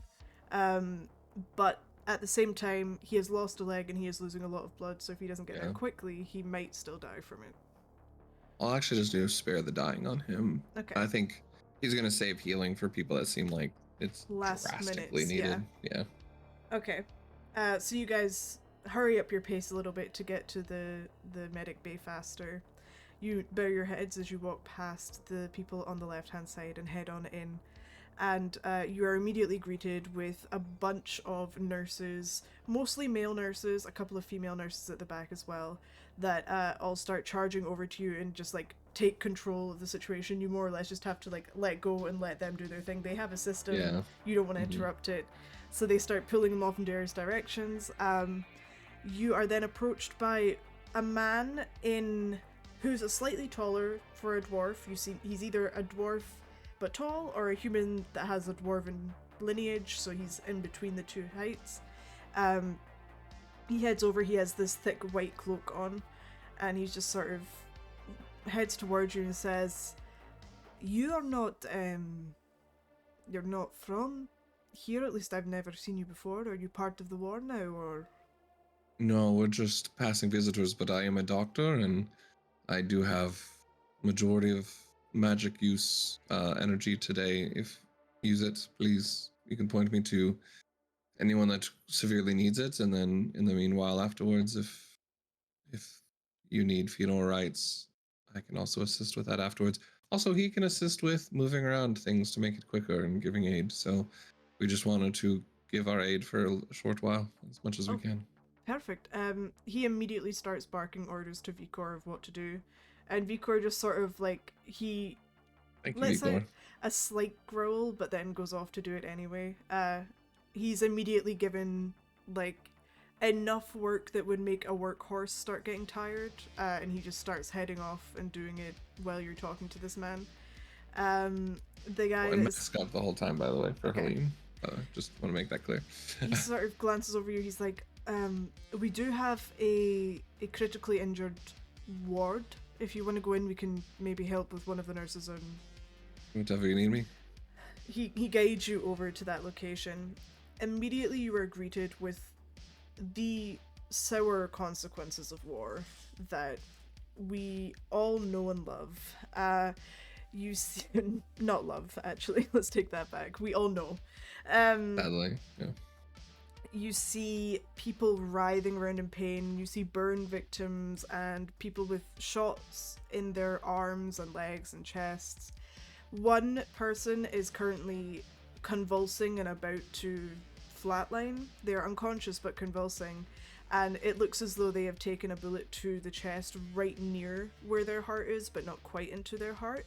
And the nurse that seems to be on with him seems to be at a loss for what to do. She's sort of like, she's either worried that the bullet was too close to the heart and she can't do anything about it, or she's just not trained enough. You can tell that a few of the nurses, and especially some of the doctors here, are doctors because of the war and not necessarily doctors in general practice. So some of them are starting to panic and ask each other what they can do. He points over to that person that's convulsing and just sort of, is there anything you could do for him? I can try. He'll walk over and, allowing kind of that symbol to glow again, he'll put his kind of hand over the wound and second level cure wounds and attempt to both cure the heart, but while also like trying to pull the bullet out that way and melt it in his hands, almost sort of. Because it's magical healing, and we love magical healing, and it's something that most of the people here aren't capable of, as you hover your hand over, the bullet starts to pull out through the magical energy towards the center of your palm, and this warm yellowish orange glow kind of fades over where the wound was and starts healing it up. It is not healed in a way that is like most wounds that you guys take, where it heals up mostly perfectly. There is a very obvious deep sort of indent into his body that is still there, but the healing is there. The skin has covered it, and it is no longer bleeding. The nurse that was currently working on him pulls back. She immediately tries to smack you out of the way while you're healing because you're someone that she doesn't know. But as she sees the bullet pull out into your palm, she just sort of steps back in amazement and wonder, and then looks over at the guy that you have with you and says, where should I move to, sir? And he just immediately directs her off to another body in this area. She Like a pan, just like drop it in a pan nearby, Yeah. or wherever. She little had circle tools tray. out and everything and put them all to the side and ran off. You just pop it into that pan. The guy is stable, at least as far as you can tell. He's still unconscious, and there's no way of knowing for sure, but he's not convulsing anymore. So the hope is that you've managed to do something to help him. And the man that's with you just turns to you and says, "That was very impressive, thank you. I can help at least 5 more people if you have them. 5? Is there anybody that you're here to see? Do you know anybody?" And he just sort of starts taking you round the room to these critical patients. Not that I'm aware of. No. Good for you. I'm glad. And he just sort of starts I've seen taking war you as well. round. I have a ledger sheet to wipe out, but everyone should help out when they can when those are injured. I appreciate that. Truly, it's not very often that you get strangers in here willing to help. Sad. Sorry, yeah, so you said you could do 5 more. Are you willing to do up to 5, or all 5, or are you trying to keep some 5 of your magic for is yourself? everyone I have left, and then I can do minor injuries and Well, rights as needed. we'll take out the right-hand side of the critical unit then. We can get new people in and start them getting healed as well. And he just takes you down the line of the next 5 people, and it's just this grueling, like, you're having to watch people in their last moments, but every single person that you cast magical healing on manages to either stabilize or at least go into unconsciousness instead of dying. After that, while that's happening, you do hear on the other side quite a few people that haven't quite managed to make it because of the natural healing that they're trying to do, and they're getting wheeled out and taken out to the jettison outside, and new people are getting brought in every few seconds.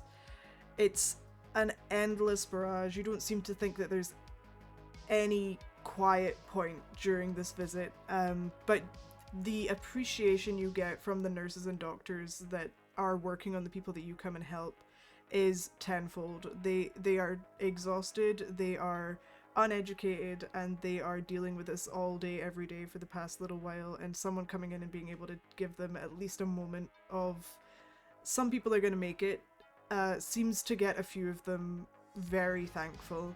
A couple of the male dwarf nurses start just openly weeping because they're so tired, but they're so thankful. Other than that, it's just not a fun place to be, and he takes you out of the critical unit after you've managed to get those people saved and takes you into a slightly quieter section where people are still injured, but they're in a far less dire condition, and starts to just kind of take whatever medical advice you can give him to help these people. Either he's a ward doctor, so yeah, he'll be trying to help them get as efficiently any knowledge he has just to help. Yeah. After a while, a couple of the doctors and nurses start following you around and taking like out notepads and writing down what you're saying. They seem to be the ones that have kind of taken this job out of necessity, and they're trying to learn as much as they can from you while they have you here. The trained doctors and stuff are thankful for you being here, but have their own systems and tend to just kind of push you off to the next place that you're not, like, you're more needed or the over nurses there. he was thinking of. Yeah, it's like the people that get there first and Exactly. maybe save the minor stuff. Yeah. And for the next sort of hour to 2 hours, you are just continuously helping these people. You can continue to do this all day if you wish to, but at some point there's not much more that Halim can do besides just guide people the right direction.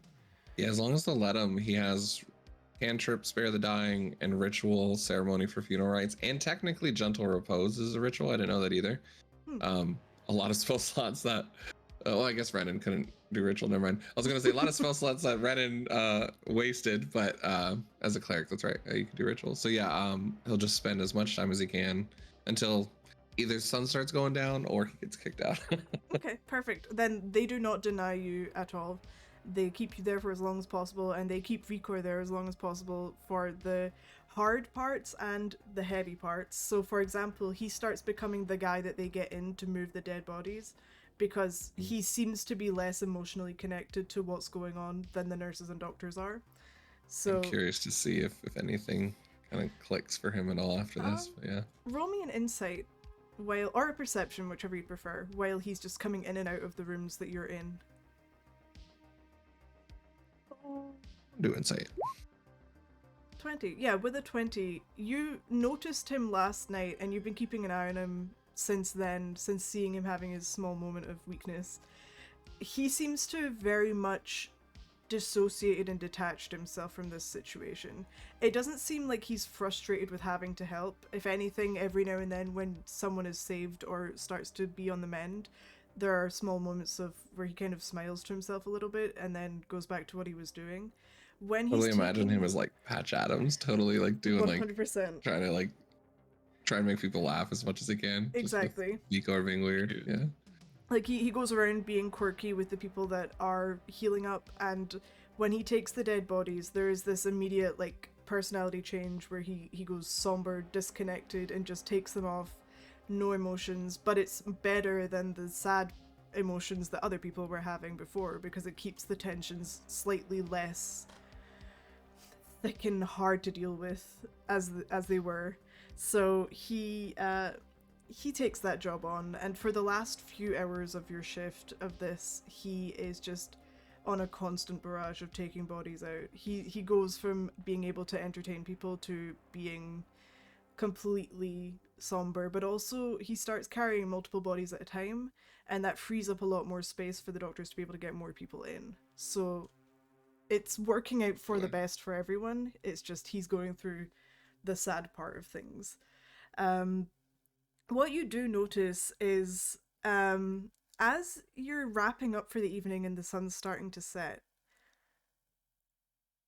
Gerrik just walks past you and heads on out. Gerrik was The dwarf that you guys brought in to heal. Oh, okay. He just walks past you, doesn't even address that you're there. He looks like nobody here that you've seen so far has magical healing, but he doesn't look on death's door at all anymore. He doesn't look sick. He doesn't look like his face isn't wet anymore. Like he's all dried out and as normal as you can be with his torn up body. And they've given him a sort of like wooden peg leg for the leg that you guys took from him. His arm's still not there, but he doesn't need that as much as he needed a leg to be able to move around. And he just doesn't address you, heads out. Gerrik. A couple of moments pass. He doesn't seem to register you saying his name, and then when nobody else reacts to you, he goes, "Oh," and turns around. Or whatever your name is, it doesn't matter. Are you okay? You look like you're doing better. Yeah.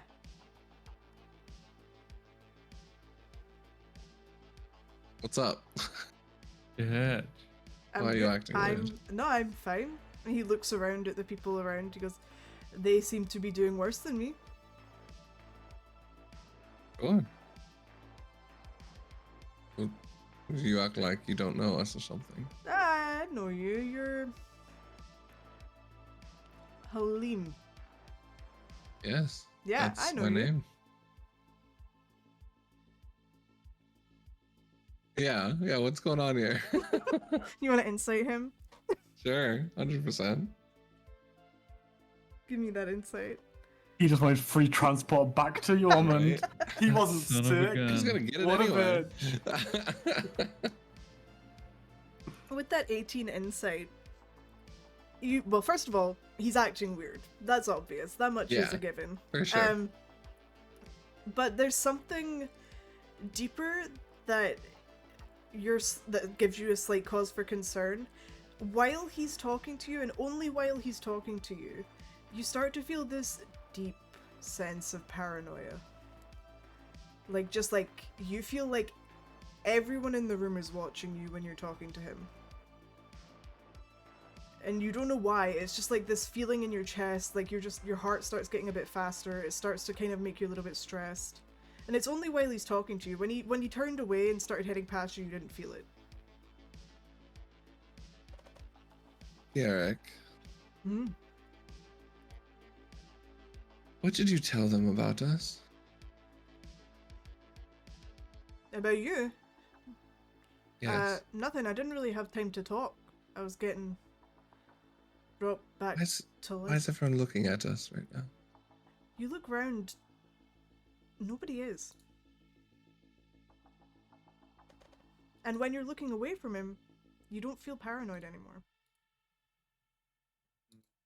So I felt paranoid, not Yeah. catching that he felt paranoid? He doesn't seem to have a paranoid vibe to him. You feel paranoid, and then when you turn around to check if anyone's looking, nobody is. And it goes away. And then when you look back to him, the paranoia comes back.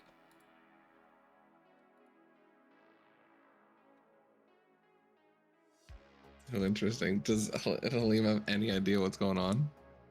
Michael doesn't. Roll me an intelligence roll me an intelligence check. It's a very rare chance that you would have ever come across something like this.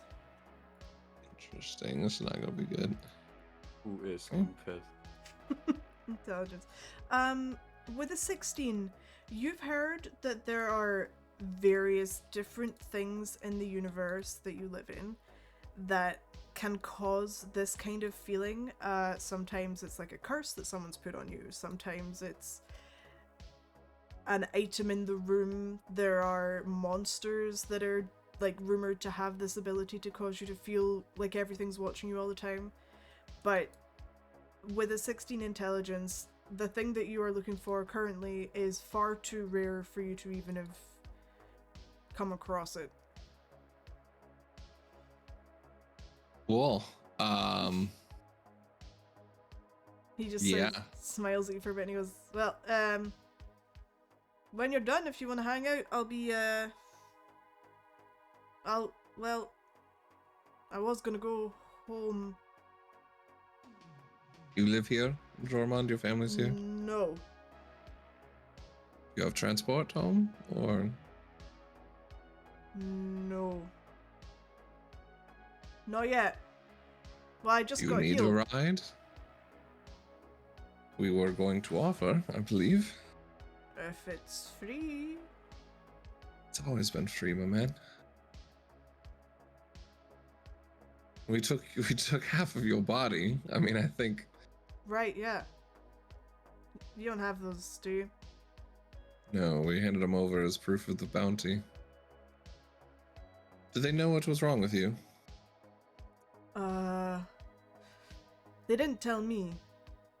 But, you know, they're doctors, so I imagine they must know what happened. They healed it, anyway. I call over a doctor that seemed to have, or like ask around to see sure. who helped with him. Something just feels off here. Do you keep him in your view, or do you just go off to find a doctor?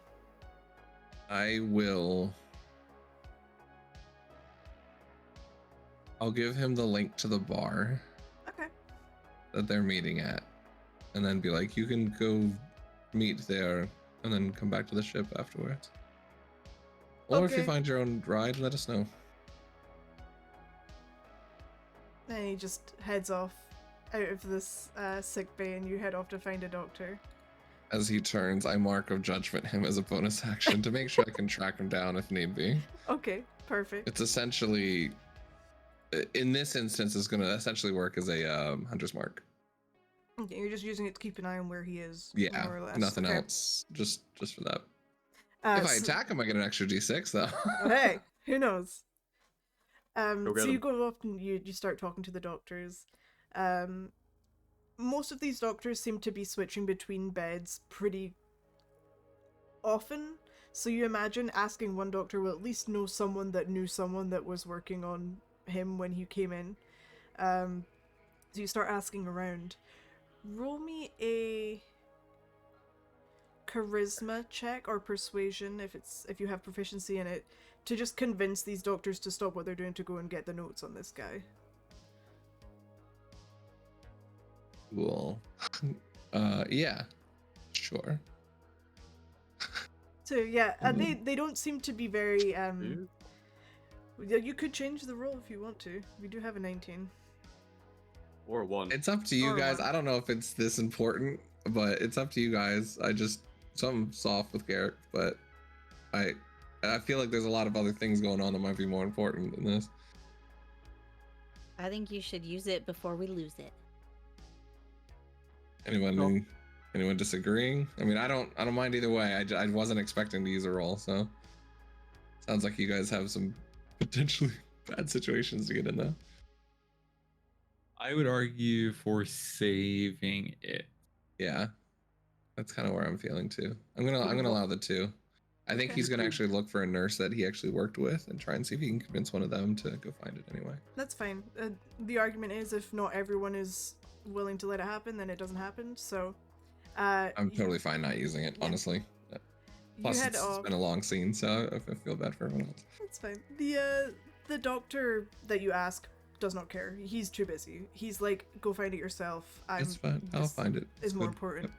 Eventually, you find a nurse that you were working with that's taking a break because they have to every now and then, at least. And they go off. They go find the documentation for you, and they bring it back with this look of confusion on their face as they just hand over a clipboard to you. A protein bar in exchange. Thank you. Via raw protein bar. They sit down and start chomping. A lot of nuts in there. You know, like bird seed potentially, but it's good. Everyone can eat it. You look down at the document that was given to you. In a stamped big red letters at the bottom, it says deceased.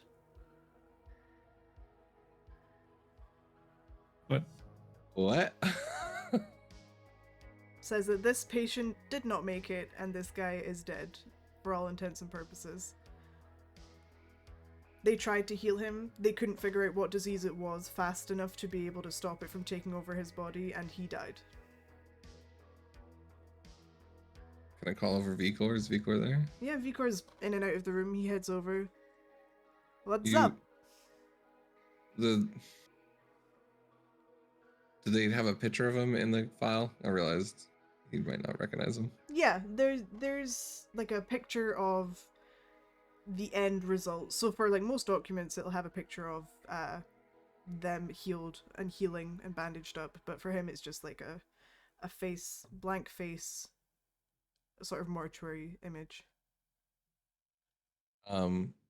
Yeah, like, do you recognize this one? Did you carry him out?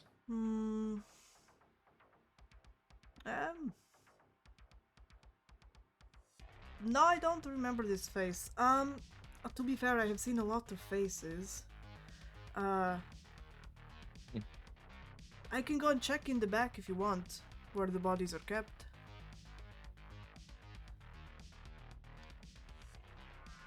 Sure. Okay, Go look for that real quick, and otherwise we have someone to go follow. Yeah. Okay, you head into the back. It is a horrible room to be in. It is dark and cold, and there are many bodies piled. But after a quick glance through the ones that he's seen as today, he kind of has a closer section that he's been putting bodies in. None of them match. You do notice, though, one of the bodies seems to have a small tear mark, sort of from chin down to sternum, that seems to have just been like a recent tear after the fact. It's not like a surgical incision, it seems like a rip type, like a claw would have ripped it or something. Still a full body otherwise, nothing else has changed about it. Interesting. Anything to examine it to understand anything more? Like the purpose of it? Yeah, you can roll me a medicine check. Alrighty, guys. 23. It's definitely not a natural medical procedure, you can tell that much. The nature of this seems to be something that's coming from, I mean, the best you could describe it is some kind of beast? Or, like, at least something that naturally has claws, like a race that might naturally have claws. And it seems as if it was stopped partway through. Like, it's not a full scratch mark, it seems like it kind of bunched up and then just let go, whatever it was. You can't seem to figure out the purpose of why it would have done this, though. There's no... Why would you need to cut open a little bit of a dead body? You don't know. Maybe they were intending to cut it open fully. Interesting. All right. Well, Beaker, let's go, because I also told whatever that was to go to the bar where everyone else is. What the hell, man? Yep. Let's, Oh, no. I'm Okay. pretty exhausted, but can you carry me just for a short bit? Yeah, And let's go find him, yeah? don't worry about it. He picks you All up. right. He heads out into the main area and just says, "We have to go. We'll maybe be back sometime. If we're still around tomorrow, we'll probably come back. I don't know. Thank you. I hope everything goes well for you all." And he starts heading out. Look at you, Beaker. That's very nice. You know, that nurse was giving you, like, winky eyes, I'm just saying. For real? Hey, look, you did good today. Alright. As he's heading out. He gets like a bit of a pep in his step from that and starts walking out into the street. You guys start heading off to the bar. Roll me one quick perception before I move over to the next group, just to see if you can catch sight of Pegleg Gerrik heading off. Yeah, and I'll use a mark of judgment too if like it doesn't seem like he's going to Yeah. the bar. We'll just try and follow him.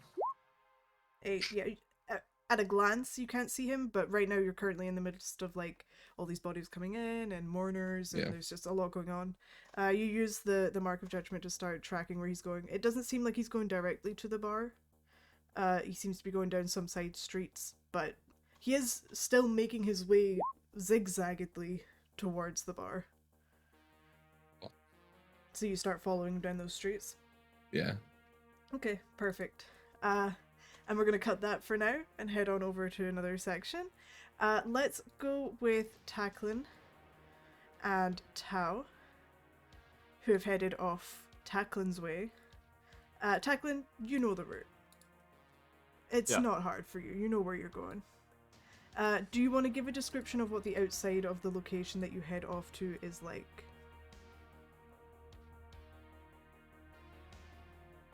Sure.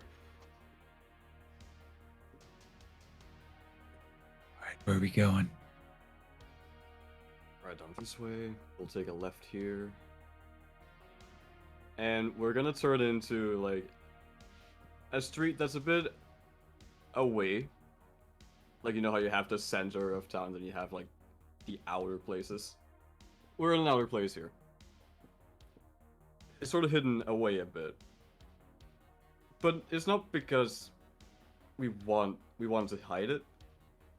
It doesn't look unassuming. It looks almost a bit grand.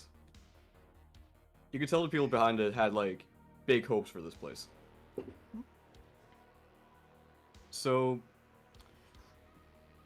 you tell me the state of the outside, whether or not things are like lit up and such. But in my mind, it was like a big neon sign with the word Steelbeard Labs on it. Mm-hmm. All of the things that are lit or usually lit, for the most part from the outside, still seem to be lit up. It seems to be maybe connected to a grid, and it's just the amount that's been paid for electricity is still covering it, perhaps. But for now, everything is lit up. There is a big neon sign outside, as addressed, Steelbeard Labs. The front door is locked, however. If I may add on to some of this. Mm-hmm.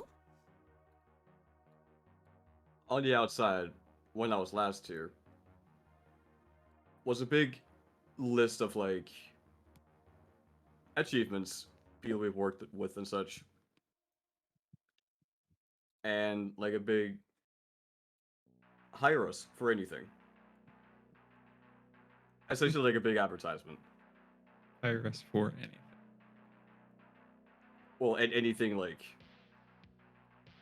ideas, projects, that sort of stuff. Got If it. you look at the list of achievements, you know what they they're do. doing there. Okay, got it.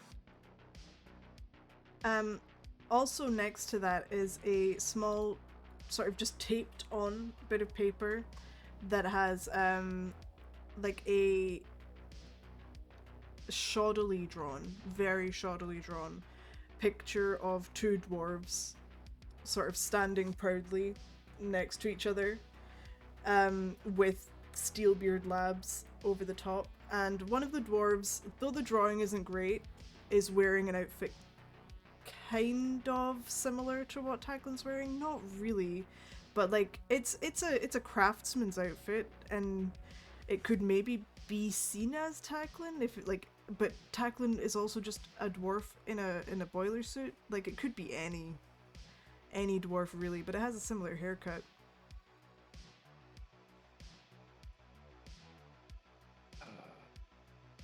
I will take a step back and look up at the sign. So are there... Okay, Steelbeard Labs, are there secret experiments going on here? Why are we here? You want information about the spark. Yes.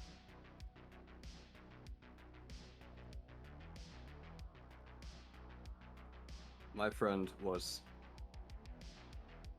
pretty genius when it came to AI stuff, and I'm 90% sure he would have researched the spark quite intently. So I figure we might be able to find some information here. It's not the exciting underground gambling ring or the bar fight that you wanted right away. Sometimes you gotta take the boring route to get info. Okay. It's boring to me, but... Listen, if it's info, I'll take it. But I want to get all of it. So if we can still go to the bar after this, We can that go would to the be bar. okay. Good. Tao will pull out their gun. All right, we going in?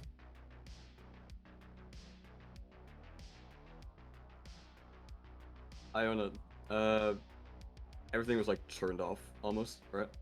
On the outside, everything is turned on. The door is locked to be able to get in. And that's as much as you can see from outside. You guys didn't really have that many windows that pointed to the outside world. It was mostly focused on being inside this building. There is one large window that you remember being on the west wall of the building that you could, if you can't find keys, would maybe be able to kind of smash open if you wanted to get in. Are there rocks down below by that door? Yeah, Like there's big-ish? rubble around. Okay, I'll start Wait picking here. up rocks. Wait here Think one that- second. Tao. All right, I'm gonna look for a way in. I'm just looking under rocks for keys. You do that. All right. I'll walk around to where the window was, or remember it being, and I'm gonna like stealthily try to look in and see if anyone's there. Okay. Roll me a stealth first of all, and then roll me a perception. All right, a stealth roll. We're good at these. We're not good at these. Okay, give me that perception. That 5 stealth. Okay. Not bad.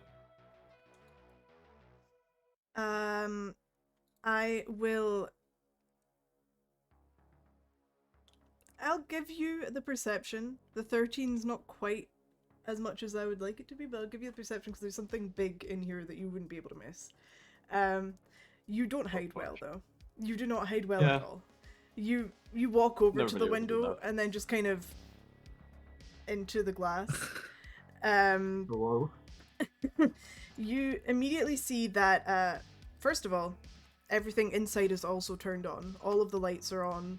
The vending machines are on. In the middle of the room, there is a giant, like, how do I describe it? A giant hologram of a dwarven man that you can recognize from a quick glance at their face. Giant in terms of, like, its head is pretty much touching the roof of the building. And right now it currently seems to be it's like asleep, like its head's down, and it seems to be kind of just like its shoulders are rising and falling.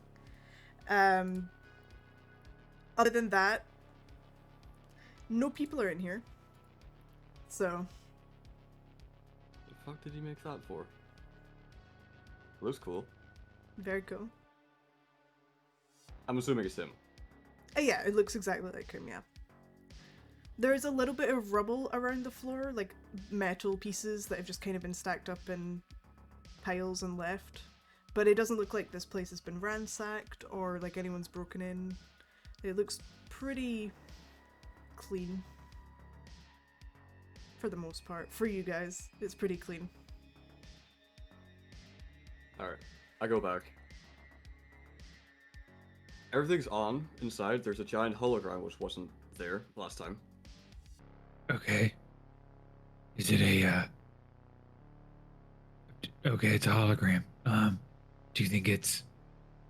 What is it of? It's of him, my old co-worker and partner. Now, Huh. I'm gonna completely upfront with you. I shouldn't be Okay. here.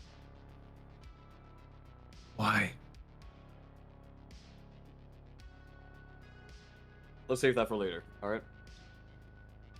I just hopefully won't get spotted, and I'm worried that the giant hologram is gonna spot me. What if you just hide and I knock and ask if they have information about the spark? Hey, that could work. And then you could jump in. Oh, I have an idea that may put you in a good light. Okay, you ready? Go for it. Okay, hide.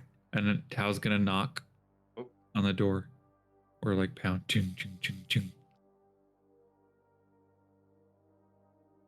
As you knock on the door, big metallic clanking happens. Okay. Nobody seems to rush to answer. And the door itself, you hear, after the clanking happens, after a couple of seconds, this like hissing sound. Taklinn, you remember that the section between these two doors has like a disinfecting station where it shoots out gas to make sure that you are clean before you head in and out of this location. It didn't used to trigger on just a knock. It seems like it's faulty. It's probably been messed with, or it's broken, or like you haven't been here for a while. It probably just needs fixing. But you assume that that's likely what's happened. Like, as Tao has knocked on the door, it's alerted this system to go off, and now it's trying to disinfect the room that you're heading into, or trying to head into. The door itself does not open, though.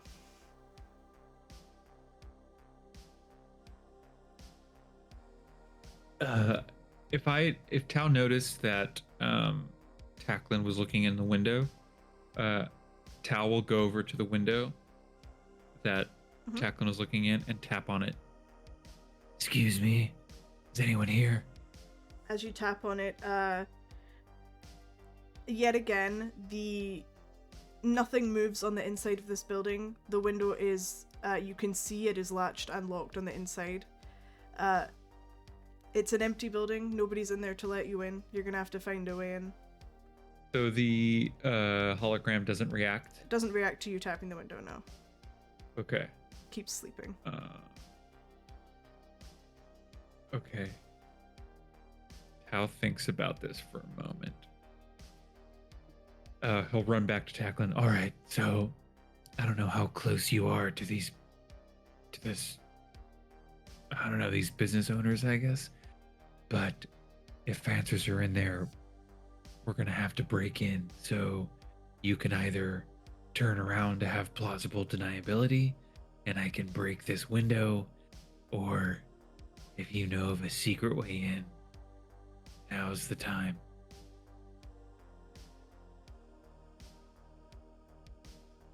I need some answers too. I'll walk up to the door, take out my keys and unlock it, and go in. You had keys the whole time? Oh my god. Head on into the building. I am going to pull us over to a different map, which we won't be able to see on stream right now, but you guys will be able to see in game. Some of you are already on the map in different locations, like the bar and so on. So you should all see the respective location you guys are in. So right now, I'm pretty sure that Tao and Taklinn can only see the tiny decontamination room that they're in. Yes. Pretty tiny. And as you step in and close the door behind you, it shoots off again. If you aren't on the map currently, it's just because we haven't got to the part of where you are yet, and so you're just going to see blackness for now. But if you... I'm on the map. I'm not there. You're not on the map, I'm sorry. But on stream, I'm going to switch over to the combat screen, even though we're not quite in combat yet. So that people can see roughly what we're looking at as the players. So, you guys finish decontaminating, the next door opens, and I'm just going to quickly move you guys through into the bigger portion of this room. Ooh. And you guys make your way inside to this building. Cool. Okay. The hologram is still sleeping in the middle of the room right now. But there's all sorts of things all over the place. Rubbish, notes, piles of metal. The vending machines are still stocked if you want to grab something to snack on. The fire extinguisher hasn't had its pin pulled yet if you want to steal it. Like, all sorts of things in here. Okay. I want to wave in front of the hologram to see if it reacts. How close do you get to it? Let's see. He'll go maybe to about here. Okay. Getting that close to it, it does not seem to react to you at all. Okay. You imagine either you need to get closer or you need to find a console to communicate with it, you're not sure. Just for knowledge sake, most of the things on this map are self-explanatory. This big sort of golden metal thing in the back corner is purely just a way of getting down to a underground area where storage is kept. It's not a very exciting location. I didn't make a map for it, but if you want to go down there, I can describe what it is. But it's just a metal platform that closes itself up when nobody's going down and opens itself up to reveal a ladder to be able to take you down to the basement. And this item here is a platform that allows you to go up and down, but it has like a hover system to it, so once you step on it, it'll start heading up and take you to basically just to the top height of this this pulley system crane to be able to allow you to fix it if you needed to or whatever. Other than that, everything else is pretty self-explanatory. You notice a gun on the table. I noticed a gun on the table. Tao's eyes are drawn to that, and maybe if Tao realizes that the hologram isn't reacting, they're going to take mental note of the distance that they're currently away from the hologram and try to keep that constant as they'll first go to the table with the gun, notice the skull, what's that? And then look back at the gun. The skull, as you glance over to it, it seems to have a few metal pieces stuck into it that are lit up, almost as if it's trying to simulate neural pathways. All of them are sort of shooting electricity between them. The skull itself, it doesn't look like... It's well cleaned. It looks like it's probably been purchased as a skull, or you know, it's not like someone's been murdered and then tortured or anything like that. It's pretty clean and sterile. It looks like some sort of experimentation was going on here. And the flashes between are the same sort of teal color that your inner circuitry is. Interesting. Can I pick it up? Mhm. Okay. I'll pick it up. Tao wants to see if it's doing those, if it's trying to make those connections independently, or if it's connected, if there's a cord leading somewhere. There is no cord leading to anything. The skull itself seems to be containing all of these little nodes.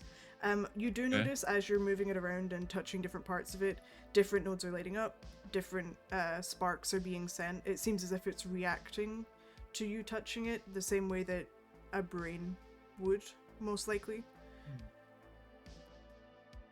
Was this here last time? No.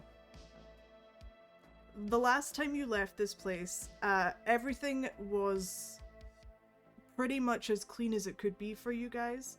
The desks were not... There was nothing on the desks. Most things were in storage. The pieces of metal on the floor were not on the floor.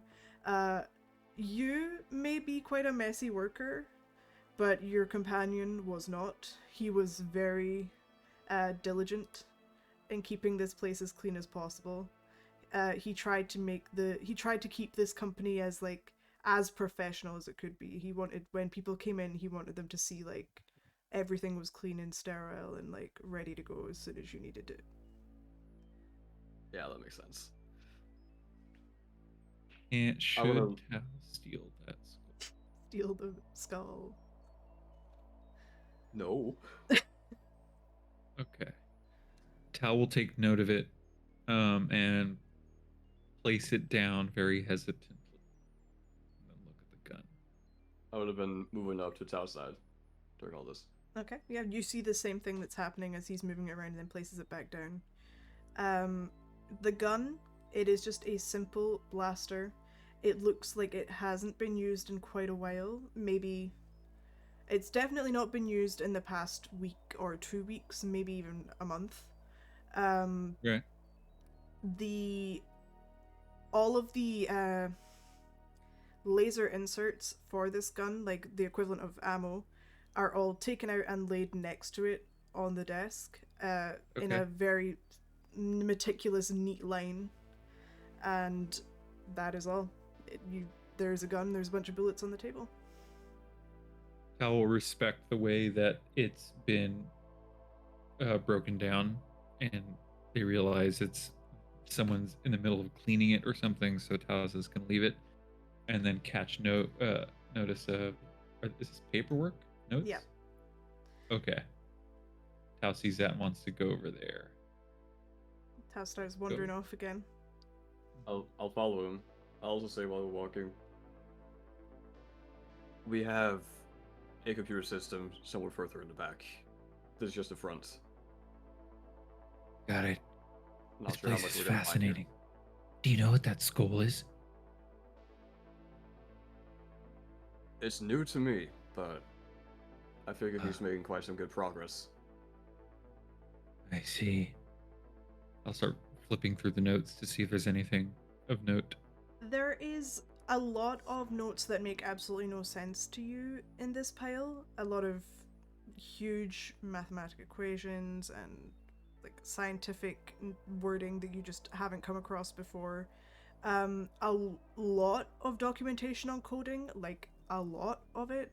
And more importantly to you, I imagine, is a whole subsection that's all been stapled together neatly that is a deep dive into theories about why the Vect gain consciousness. I take that. Okay. You just pull it out of the pile? Yeah, I roll it up and put it somewhere. Wait. We could just read it now. I really want time to review it without having the added stress of being in a place we're not supposed to be in, I imagine. On the other hand, he's definitely gonna know if it was gone. That's fine. Do I have a camera? Do I have a thing that can save scans on my person? I mean, you have your holosphere. It wouldn't be a very good quality image. Right. I think I'm just gonna take it. Okay. Is this the information that we would find on the computer? I would imagine so. I think this is printed out and put in the front room for other people to see. Okay. Like, it's a stable together document. It's neat. It's tidy. Yeah, taking a glance over it, remembering your coworker, he kept everything in the front of house clean, neat, and tidy. And everything that any customer would interact with is clean, neat, and tidy. As soon as it came to the way he worked the same as you. There's chaos everywhere, but his was far more paperwork and theorizing, and he had a lot more technology, like computers and such. If you're looking for like the really deep stuff that he might have uncovered, you're looking for hard drives that you would then have to scour through, rather than like bits of paper. But the bits of paper that are stapled together still have a lot of theories that you haven't come across yet in your searching, and it's still like got handwritten notes on it of I don't think this one is true, or this one has a lot of potential, stuff like that, but there's nothing too deep in this whole document that would give you reason to necessarily be like, oh, he's figured it out completely. Sure. Taklinn, I think this may be good for the moment. If there are computers here that we can copy, I feel like we'll need to enlist Zaria's help. Unless you have the passwords, and then you can just download it all. I think it's safe on a user-to-user basis, but we can find out. You'd definitely be able to log into your systems easily. There's no reason they would have changed. He does have his own user and his own password that you didn't know. Maybe he'll have saved things on your program, like on your account every now and then, but most things will have been saved on his user, his profile, and also on his hard drives. So there might be a chance that hard drives are laying around still, but you're not entirely sure. He seems like the type that would keep them on him. Zaria would have a field day with this. How close are Zarya? How close is Zarya to us? To you guys right now, she is in the side of town that don't like Vect, because you specifically wanted to head there.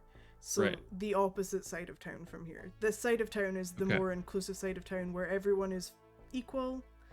If you have a consciousness, you are a person, is the whole logic over here. Cool. I think we take this for now and come back later with Zarya to try to get into the hard drives. Maybe they won't notice that this packet of paper is missing. They will. Okay. How about this? So, we mentioned Zaria now, saying that we might need her expertise, and then we go back and try and find out more for ourselves. Perfect. Okay. So you're gonna keep looking around for now? Yes. Yes. Sure. Okay. Yes. Something that has absolutely no effect on what you guys are doing, you notice that the arcade machines in the bottom right are both showing a new high score, and the high score name is HRBK. Not an important fact. The scores are like unbelievable scores for you because you've played these games before. You've been like maybe hitting 500 to 800. These are like multiple thousands.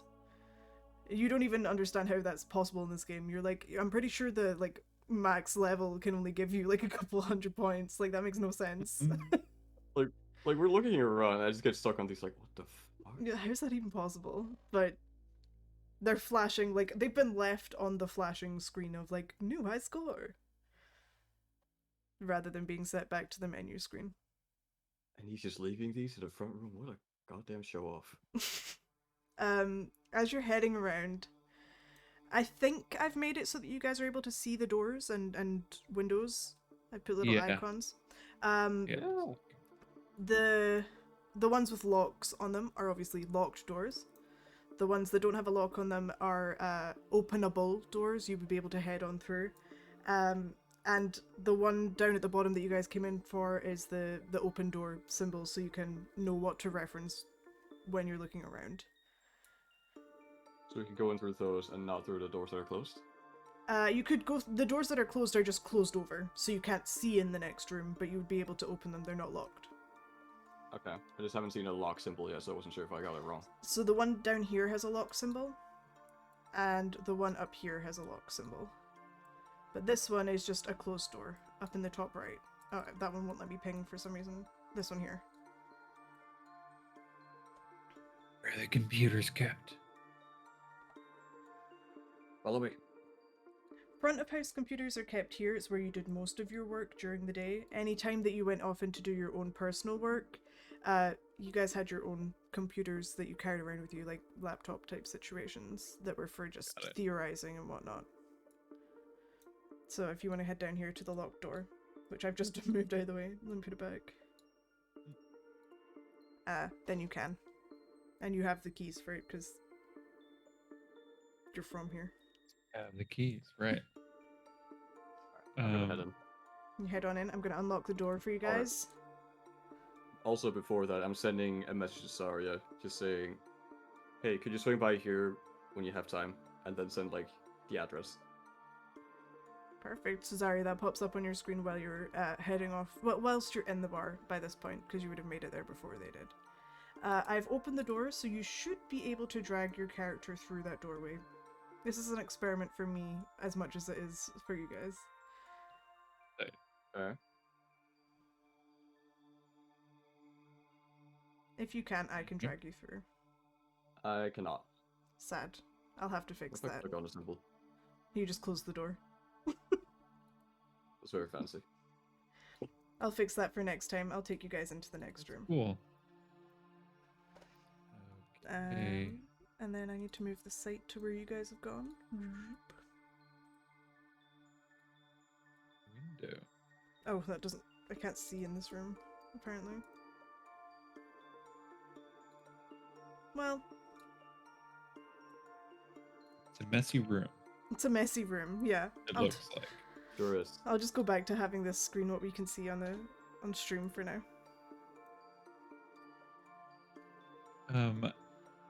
Cow's getting a little more restless because they notice that the points of egress are very limited now that they're in the second room. Yep, so smaller.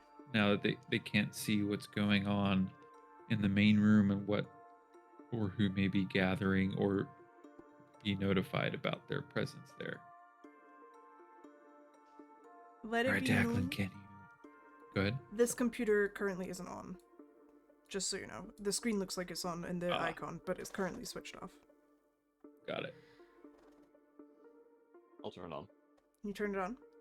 It comes up with this big loading boot-in screen that you guys have personally made for the company that's like steel beard. And it has this little icon of a beard that then turns to metal and shimmers and then fades away. And the screen Gorgeous. loads up. Thank you. And it turns into the login screen for you. This is a normal site for you. Alright, let's see if this works. And I'll type in my username and password. Which, if Tao decides to look, does he, or is he like keeping an eye out? No, Tao won't look. They will avert their eyes. Just turn around and look a different direction for a couple seconds. The respect. Swordfish 69. Always swordfish. You log in. Yeah, I'll no problem with logging in. Your details haven't been changed. However, when you get to your home screen, which is normally a disorganized mess with all of the apps just everywhere, everything has been neatened up. There are folders with every type of application that you need that have been laid out on the screen. They have changed your background to look like a library, and then they put the folders in each of the sections of the books, so like it looks like they're inside a bookcase. And right in the center of the screen on a little computer inside this background is a text file that just says "Read me" in capital letters.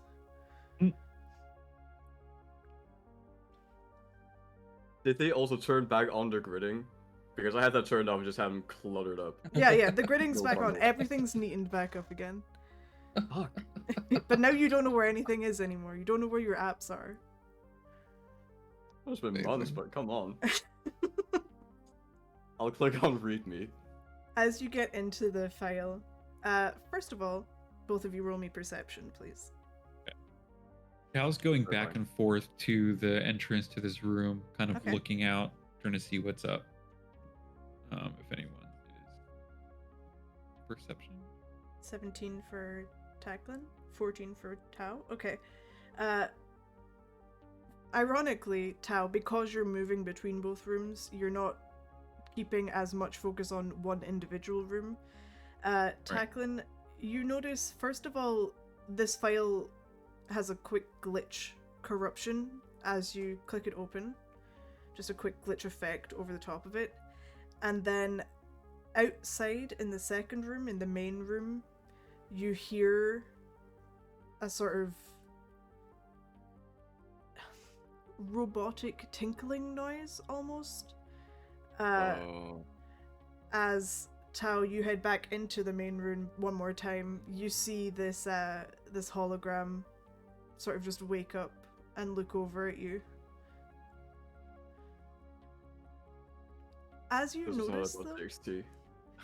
as it's woken up and started actually moving around, the hologram itself has also started to glitch out a little bit in places. Like it's just sort of like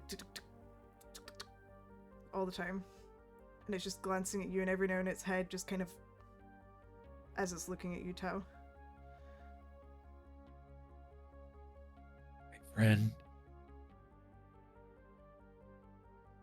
It raises its hand. Its hand is very glitchy as it's trying to wave to you. It's kind of just going all Okay. different directions, and it comes back down again. Everything good out there? If Tao could speak out of the side of their mouth, that's what they would be doing. Yeah. Hey, Taklinn. Looks like your light bulb buddy has woken up. That wasn't supposed to happen. Real quick before I go over to look, did it actually open up any sort of text file on the screen, or It did open up a text file on the screen. It has a link in the top right corner, and then as well as that, in the middle of the screen, it just says "Oops" in full capital letters. Okay. why is this like the most terrifying thing you could have come up with? Right. Tao's looking at cataloging back into their memory banks to figure out if there's any cultural reference to what this dwarf is doing right now, and the only thing that Tao can figure out is once upon a time people used to dance like robots, and Mhm. perhaps Tao thinks that this dwarven hologram is Doing the trying to robot. dance like a robot, so Tao will do something similar, and see if there's a there's a reaction. It tilts its head in confusion, and then seems to laugh at you. It pulls its hand up to its face and kind of laughs very physically. But while it laughs, its head is still glitching, its arms are still glitching. For a second, the hologram turns to this like bright neon red and then goes back to the blue that it was. Oh, okay. I think your pal's sick in here, Taklinn. I'll go and check. I'll go and have a quick look, see. Okay, as you go and have a look, it puts its hand down from laughing, looks over to you, Taklinn. It seems to recognize who you are. It's like its facial expression goes like, oh, like all happy, and then goes to wave at you as well. But again, this broken, glitchy hand as it's waving to you. Okay, well, whatever chance I had of not being caught here is now gone. Hello. It starts trying to turn while you're interacting with it. It can't move out of the spot that it's in or move out of the room. It's got like a hologram platform below it, so it can't leave this spot. It starts trying to turn and gets stuck partway round and just starts pointing off. It points to a small note that's been written in ink, in very classic old-timey quill and ink, on the desk next to where you guys were looking at the gun and the skull. Go over and look at it. You go over to it. All it says in big frantic writing is, do not open the file, do not open the file, do not open the file, do not open the file. Oh, good. Just all over the place with exclamation marks everywhere. Could have put that on the post-it, like on a post-it on the computer screen. I mean, to be fair to him, he put it next to a glowing skull that would have caught your attention. Yeah, I guess so, huh? So this is how it's gonna be, huh? I'm gonna cut there for a second. Let's go to Zach on the ship, just real quick because this one's fast. While you're in the ship, the guard comes up to the door, knocks on it a few times. I go and answer. He just sort of very straight-backed, very strong military stance, quite a frown, looks at you and goes, "There is a spy."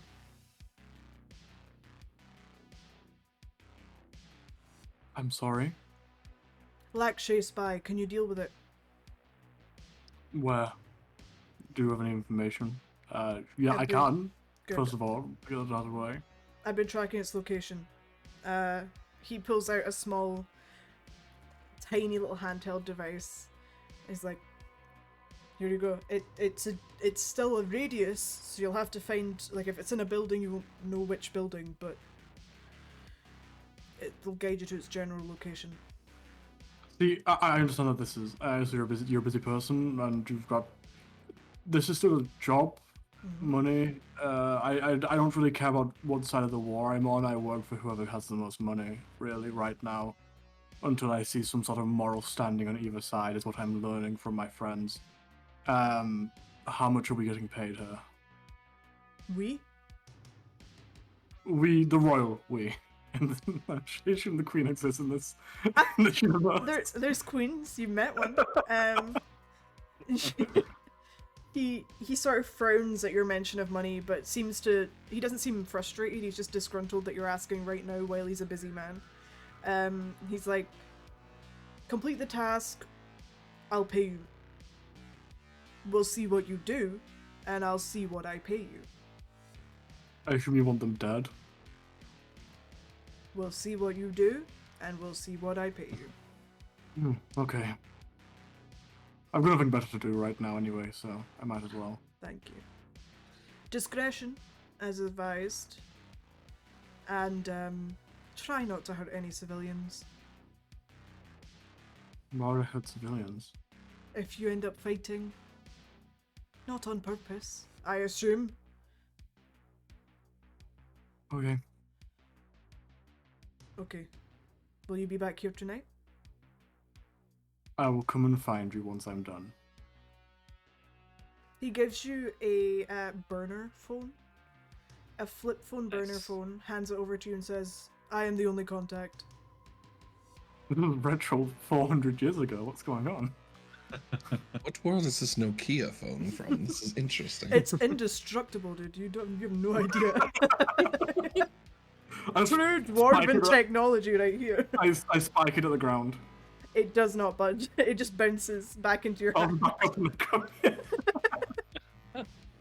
Does the ship like vibrate in pain? The ship's like, ah, what the hell? Don't do that again. Cool. He nods, shrug. does the like stamp, turn, and walk off, military walk, and he seems satisfied with the conversation you guys had. It was a quick one. It was efficient. He is happy about that. There was no one else on the ship, right? Everyone Nope, left. everyone else is headed off. Yeah, except from the Wrothian. The Primarch. Sure. Yeah. Yeah, I lock up the ship and head out with him. Okay. I thought he went to the bar. What are you talking about? He's like, hey guys, what's up? Weekend at Bernie's, just a Primarch. So you head on out. You're in a very secure location for the ship, so you're not that worried about like anybody trying to get into it.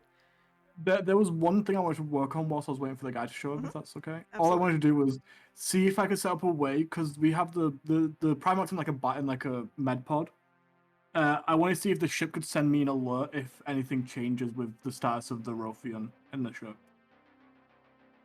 Because the life support systems have been put in place, that's actually a fairly easy thing. You just have to set it up. Basically, your ship will send an alert to whatever receptacle you decide to set up in this situation, so your data pad or something else, whenever anything in the ship goes critical, or basically if a life form is on the ship that needs to be sustained by the life pods, by the life support system. So for example, if it takes itself out of the wall while you're away, you would know that there is now a person on the ship, because there would be something it's having to sustain. Could I get like a little, sort of like an app version of the med pod so I can like see it on my data pad as I'm walking around? Is that possible, or yes. would that be a bit more of an investment? No, you would be able to get that. It would just not be very in-depth. It would basically just say, fine. like, something Yeah, is so- healing or something isn't healing. I'll set up both of those just in case. Okay, perfect. And you head on out. I'm just going to pull you onto the map so that you have something to look at instead of darkness. Woo! Which is very exciting for you. Good to see. You're not that big. And your vision, I'm changing it to grey rather than orange, just so it's easier for me. Currently for you right now, you are just on a street, heading down, looking for signs of this person. You're in the right general location for where the sight thing is terrible. I need to change it. It's okay. You are in the general location of the ping, but you can't actually tell where it's coming from yet. There are various doors all down the street, so it could be any of these buildings. Do I have like a idea of who I'm looking for, or just like an area? Because like He really gave you nothing to work with. You were told there is a spy that is being tracked by this pinger, which you have. They are a Lakshay spy, but you don't know anything about Lakshay. cool. And that's about it. Probably that they might be hostile. I So you don't know. have like a physical description Nothing. or. Cool. Basically, he's assuming that you knew what was going on, and you don't. A general assumption is like maybe someone that doesn't look like everyone else here, you know, Yeah, or they might have I mean, some that would- colors on or something. That would make a very good spy. I tried to look up Lakshay on the way there, like on my data pad. Just Okay. like trying to do some research into what I'm looking for. Roll me an intelligence check. Zach's the kind of motherfucker to like take a job being like a plumber, and then on the way to the house he like is researching how pipes work. Yeah, 100%. Just YouTube. He's also it. gonna nail it. Intelligence check, did you say? Yes. I'm Big smart, come on. Oh, 19. beans. 7. no, I'm okay. You don't find very much. You get a lot of propaganda about trying to join the war efforts for the Lakshay. You do hear a very commonplace horror story of the war from a lot of people that are just reporting what's happening in the war, that there seems to be, best described, ninja assassins coming from Lakshay to try and do their work for them. Either they're hired by Lakshay or they come from Lakshay or whatever it is. They're definitely weakening the dwarven efforts in the fight right now. I tried to find one thing specifically. Mhm. A Lakshay greeting. Okay. The best I can describe it in context of our world is that the Lakshai tend to follow, and don't always, but tend to follow more strict sort of Asian sort of style. So they've got more respectful greetings. Like bowing in and yeah, out of rooms and stuff like that. that sort of thing. And they seem to have a lot of Asian symbolism as well that they've stolen from hegemony. Do we know, like, And are terror. they human? Some of them are. Do they tend to be? Is it just like sort of like a lot of... It was, the Lakshai hegemony war was human and orc primarily. Okay. But you know that the Lakshai specifically have taken a lot of the things that were specifically famous on Terra and have spread them around Lakshai. So like all the stuff we know in our modern world are all in Lakshai. They like those sorts of things. Like they like the Orientalism of Asia, and they like the you know, classic stereotypes of all the different countries and stuff like that. Yeah. You also find a small bit of information that these ninjas tend to use katanas as their primary weapon. But then it starts going into like a stereotypical loophole of people being like, well, do they have this and this and this? You know. But there's gonna be a point in the future where like modern day and even ancient culture just becomes like stereotypes. Yeah. You know, like the far future. There's Well, gotta be. that's kind of what this is. Like, it starts off Yeah. with like, we just like how this looks, so now we take it. And then people in the responses are doing like here's another stereotype, does this apply? And most people are being like, we don't know, we've literally seen them like once. But probably, I guess. We don't know, they're ninjas. Yeah, like We what? don't see them often. The whole point is you don't see them. Okay. But that's what you're finding out on their way. I'm gonna cut quickly over to Zarya, who's in the bar. Zarya and Halima make their way into the bar. It is as described, quite medieval themed bar in the grand scheme of things that you've been in this verse so far. It's a pretty quiet bar and quite a dark bar.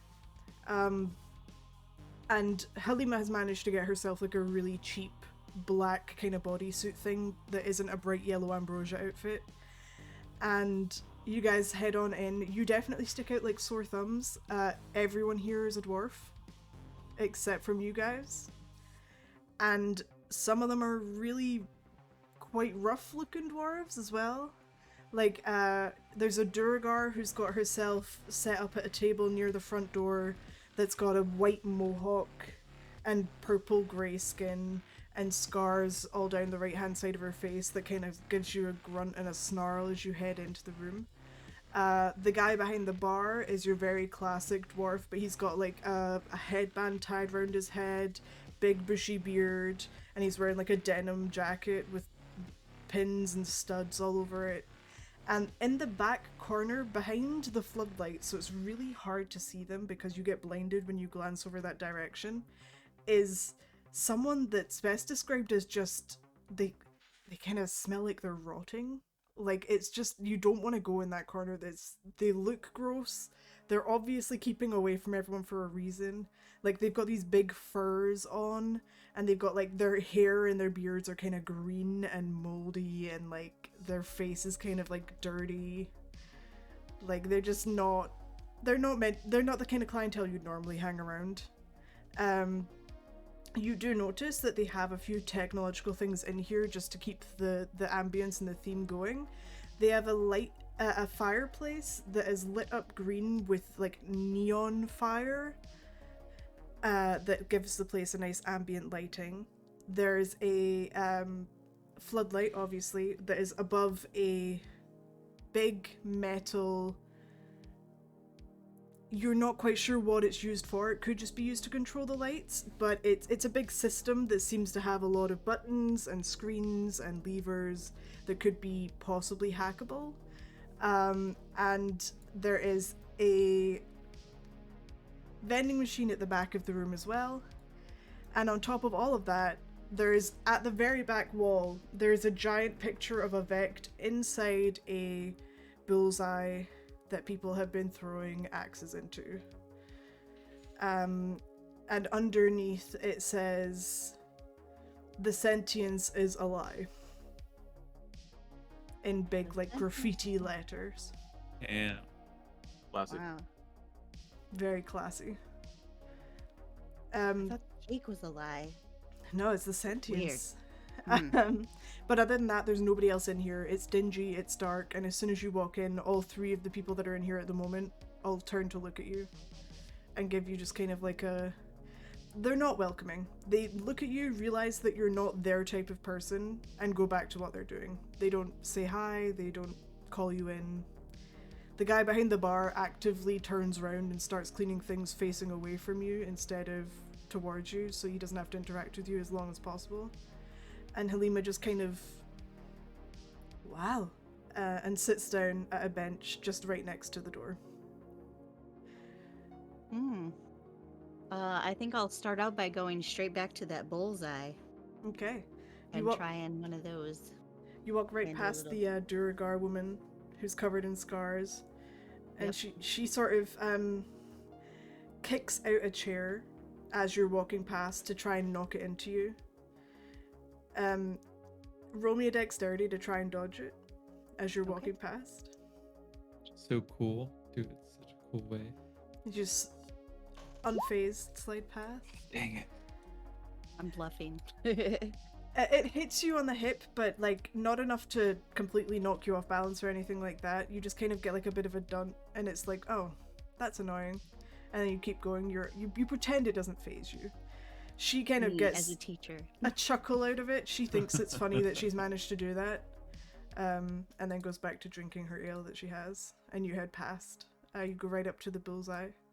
Mm-hmm. Is there anything you're looking for specifically, or are you going to try and throw an axe? I want to try to throw an axe. Okay. God, I hope I can do Nice. this. Heck yeah. Okay, there's a bunch of axes just sticking out of the wall, so you can just pull one out. Yep. Roll me a strength check, please. First to try and pull the axe out of the wall. Okay. It's quite deep in there. Not very good. 9. Yeah, you're kind of struggling a little bit. Like you've chosen one of the ones that are a little bit deeper in the wall, and you kind of yank it and can't quite get it out, and look around a bit. The guy behind the bars looked up at you and is kind of smirking to himself at the fact that you're not able to get it out of the wall. You can either move to a different axe, or you can continue trying to pull this specific axe out of the wall. I'll just move to a different one. Okay. That one's obviously there for a reason. Yeah, that's the cool guy axe, duh. Roll me another strength with advantage for this one because it's a slightly less difficult. Yeah, 17. Easy. You yank it out of the wall. It did have a dent, but it's not enough that you can easily pull it out. You take a few steps back and you're just like looking at the bullseye with this axe in your hand. You can either choose to throw it with dexterity and try to do a spin hit, or you can throw it with strength and just try to do one big solid throw. Dex. Yeah, Please. All okay. the way. Roll me dexterity, please. That'll be normal roll. Yeah. There we go. Oh, natural Ooh. 20. Nat 20. Oh, Heck yeah. you get that spin on that axe. That axe has the flick of the wrist as it flies over to the wall and goes directly into the middle of the bullseye as well. Right into the center of the skull of this Vec that's painted on the wall. And the guy that was behind the bar that was smirking at you and keeping an eye on you gives like a nod of approval and then stops turning himself away from you so much and goes back to what he was originally doing, which is just like cleaning some glasses that have been left out on the bar. The woman that's been harassing you a little bit gives you like a bit of a cheer, like an out loud cheer, and gestures her glass towards you and then keeps drinking it, and she just kind of goes, "Another!" Right, another. As soon as I get this drink. She kind of gets frustrated again and goes like hunches herself back up over a drink. Halima goes, "Oh, a drink? Do you want me to buy you a drink?" Yes, please. I don't have any money. Okay. And she heads over to the bar. She's like, "Hello, sir. Excuse me." And the guy just kind of looks at her. She doesn't cover the fact that she's an Aviara. He just sort of squints aggressively at her. "What?" The big deep sigh, and she just one drink. I don't really care what it is. In fact, two drinks of whatever it is. And he goes, okay. And then spits into a glass to clean it. Puts it down, Gross. spits into another to clean it, puts it down, and then fills those two that he just spat in with like the cheapest ale that he has and slides it to them. And Come on, we need the hard shit. he looks at you, raises his eyebrows, and goes, a human?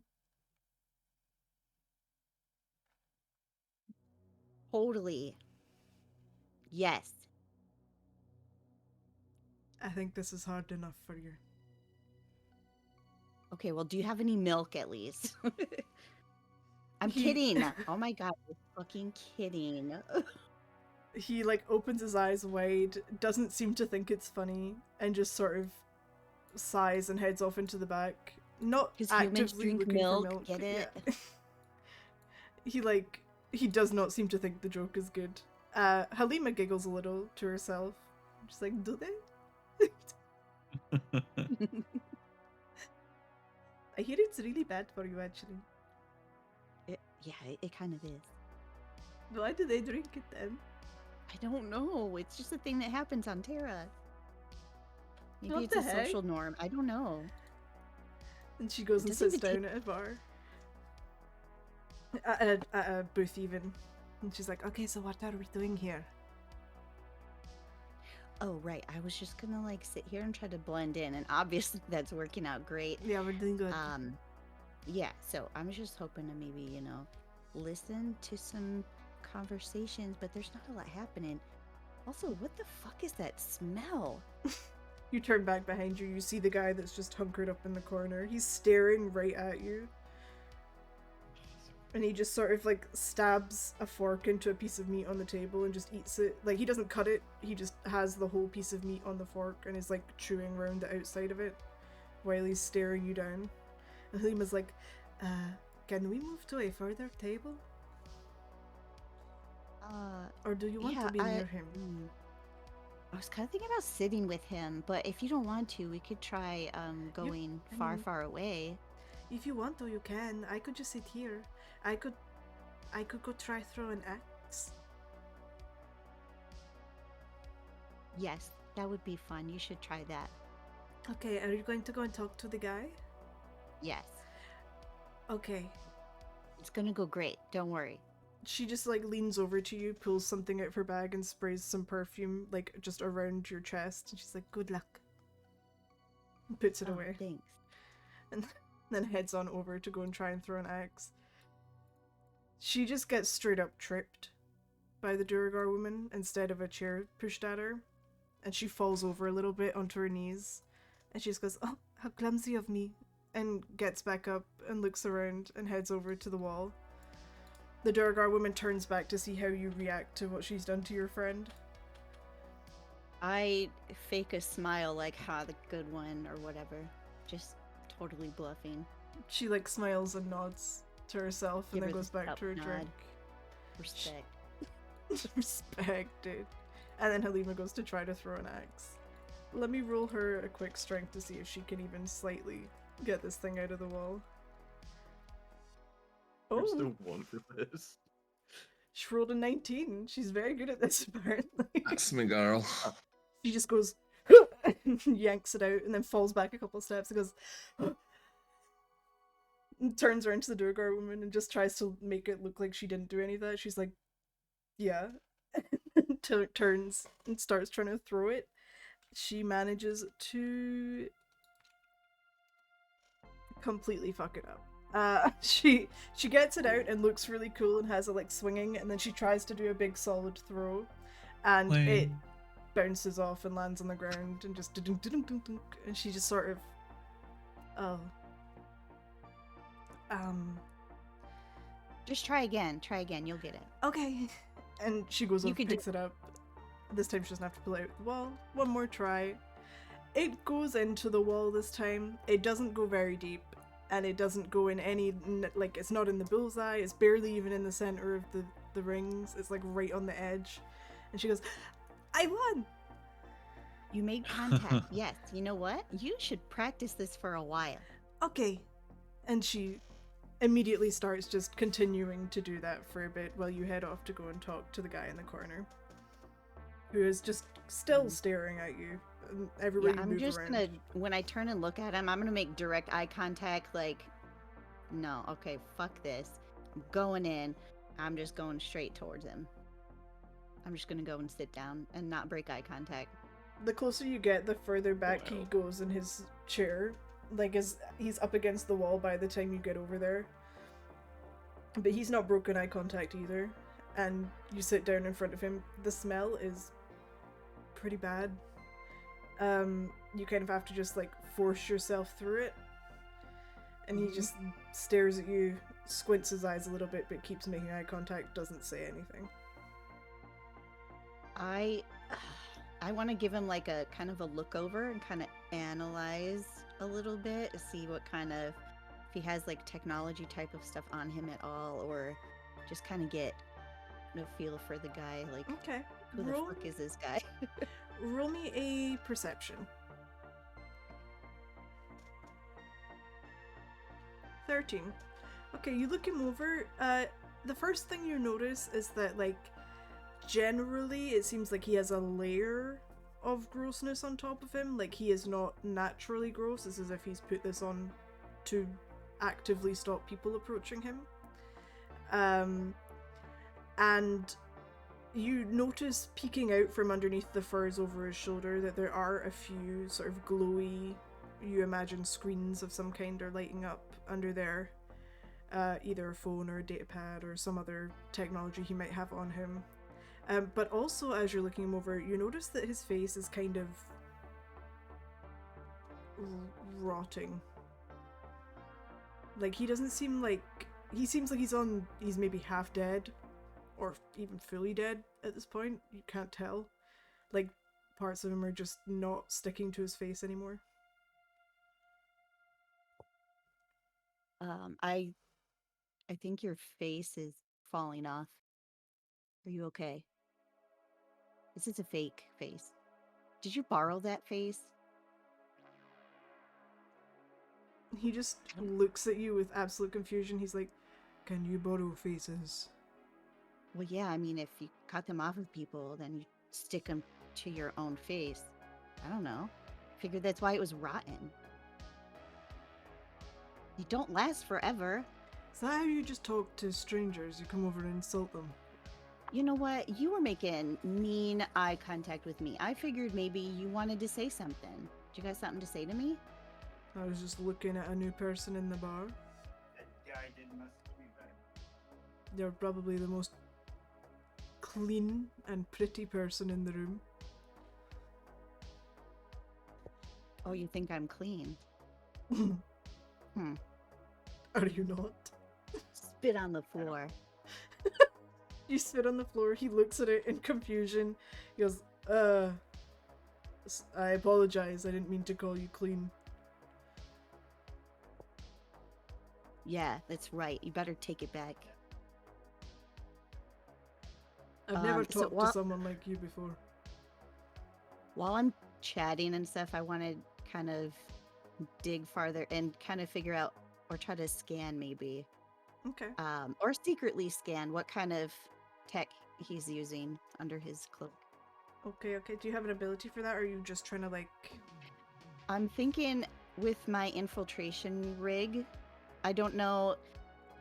I'll let you decide. I don't know if I would need to like fully put it on, or if I can access it kind of remotely, since I do have the hacker feat, if I can try that without the rig being in place.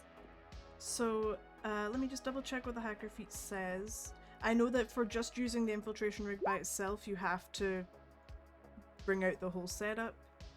Yeah, you could use your smaller handheld hacker device instead of the infiltration rig, which would do a similar job, but it's just it's got less security to it, and it can't hack as well as your infiltration rig can. Like, your infiltration rig properly like clicks into hardware and starts hacking everything that's in there, whereas this is just a remote virtual thing. So you wouldn't be able to get as much data without fully plugging into whatever he has. but you could definitely give it a scan over. Yeah, that's what I would like to try to do. Because I think, well, the description says that I can attempt to hack a device, as an oh, never mind. That's if I'm using the rig, I can use it as an action. Yeah. Otherwise, it would take a course of a minute or something. Okay, Yeah. so I'm just gonna try to bullshit with this guy for a full minute while I try to scan. He falls for it. He's confused by you, but also like seems to be trying to low-key flirt, but isn't doing a good job at it. Like he's trying to be like, you're pretty and nice and good to look at, and you're being like, I'm not clean, and You actually take that I'm back. very ugly. He's like, Also- what? Right. And he's like fascinated by you as a person, so it doesn't take much for you to distract him. You hack into his systems. You see that he has 2 data packs strapped to him, like hard drives, but more storage. Basically the equivalent of like a tiny computer that he has strapped to him like by a belt on his chest that he's then covered up with all of these furs and things. And as you're sort of like trying to hack into what they actually are, you can't get too much data off of them because you're just using the hacker feat instead of the infiltration rig. But it seems to be that he's carrying a lot of folders of information and is obviously trying to cover them up for some reason. And they're strapped to him as opposed to being held in a regular place, so you imagine that he's maybe either doing this as a mission, or he's trying to do it stealthily, or maybe he stole them. You're not entirely sure. But he's definitely got a lot of information in these 2 packs on his chest. Of some kind. Right. So what's your name? I didn't catch your name. I'm sorry. I've been so rude. My name? You have a name? I do have a name. 1 second. You can call me Tombstone. Tombstone. That's a great name. Thank you. What's yours? You can call me Linda. I'm sorry. It's habit. My name is Zarya. I'm sorry. I don't know why I lied to you. I panicked. Okay, I was about to say Linda's a pretty name, but Zarya's even prettier, so... Isn't it? Yeah, it's a good name. Never heard of Zarya before, never met one. Met a Linda before. Bitch. You're Well, not I'm a bitch. glad you- Linda was a bitch. I haven't heard of any Zaryas. That's actually very good to know. So, are you from around here? Yeah, I'm from around here, yeah. You come here often? I'm guessing you're not from around here. No, I'm just visiting. Now you chose to come here. Yeah, well, kind of. We were visiting because we were, on a mission, but just doing a little work, and then we'll be on our way. I think. Oh, And okay. I will. You coming back? That girl. She's with me too. She's a little klutzy. I don't know many bird folk. How does she eat? With her mouth. Do they have teeth? I don't know. Do you want me to ask her? Hey, Halima, let me see your grill. Halima's like, what is grill? What is that? Give us a big smile, like this. You see, she doesn't have teeth. She has, like, the best way I can describe it is, how when cartoon birds are drawn, their beak, like, forms to whatever they're doing. It's that. So she, like, her smile, like, the sides of her beak turn up. But, she doesn't have teeth. Such a pretty smile. Thanks, Halima. No problem.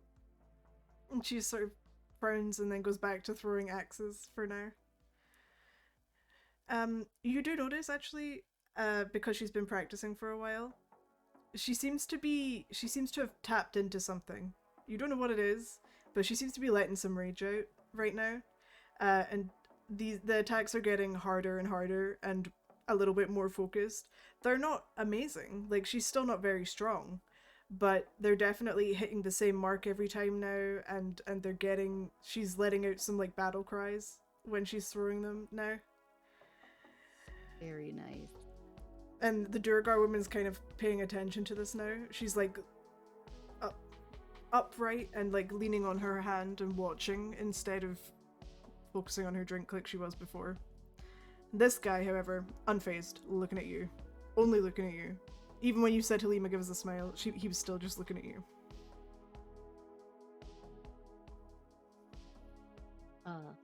What kind of work do you do?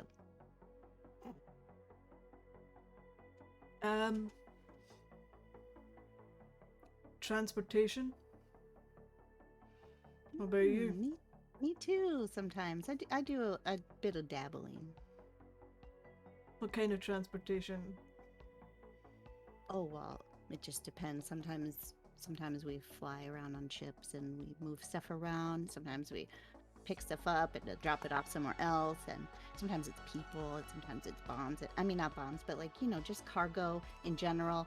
And I just completely like start word vomiting because I'm very socially awkward. He's like listening to every word you say. He's like, wait, so you're like a delivery man?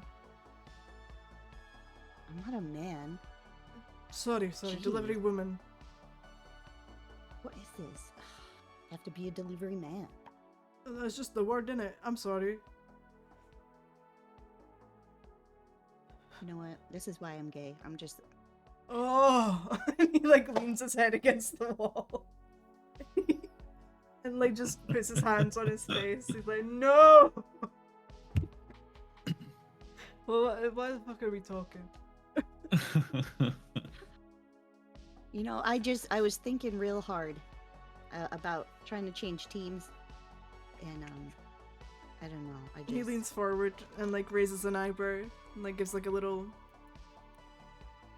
His skin like round his lips is all like ripping and like dry. Oh my god.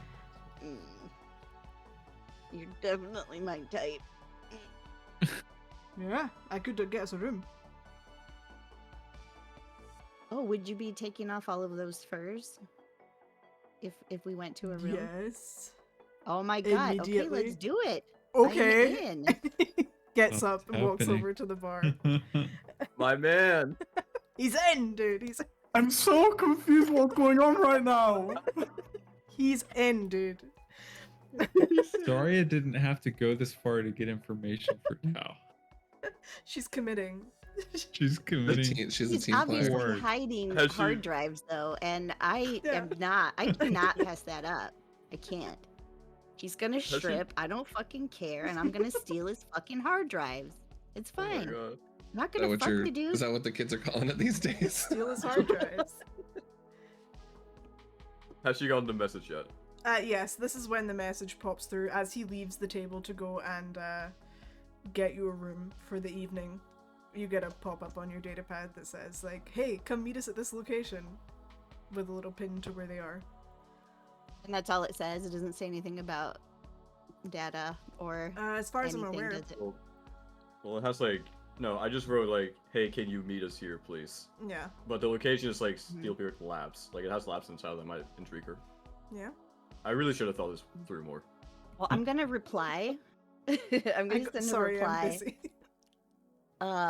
New data Found pad it is. a weird dude repping hard drives. Gonna go strip him down. I'll be there as soon as I can. You go strip him down. Yeah. All right. Question mark. Huh? Good luck with that, but please, we could really use your expertise here. Oh, don't worry. It won't take long. Cool. Cool smiley face. Cool smiley face, and we're just panicking back there. You guys have like Right. this creature like really quick. It is the first session back of the year, but we have also we started late and we are at a point where we would have made the same amount of hours of session time. I'm happy to keep going because I have some stuff set up, but if you would like to end, we can always just do it next session. It's up to you guys who's available, who's not available. Uh,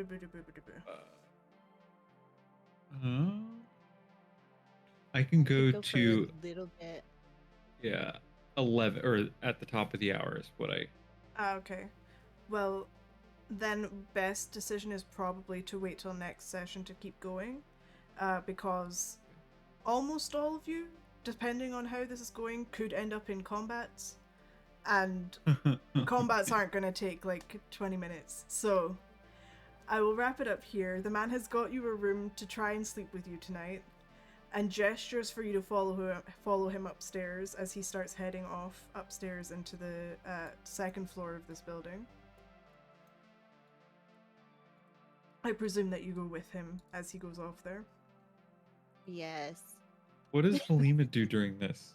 What- Halima's letting some anger out. She's actually completely forgotten what the mission was at this point, and she's just like aggressively throwing axes at the wall, and getting some attention Just see from like the the two lanes woman. next to her, just like clearing. Okay. No, I should send her some kind of signal or like a glance or something to kind of let her know what I'm up to. Okay, like just to catch her attention. Yeah. As she's picking up an axe and turning around to start lining herself up to throw more, she catches you walking past. Just sort of gives like a... Are we leaving?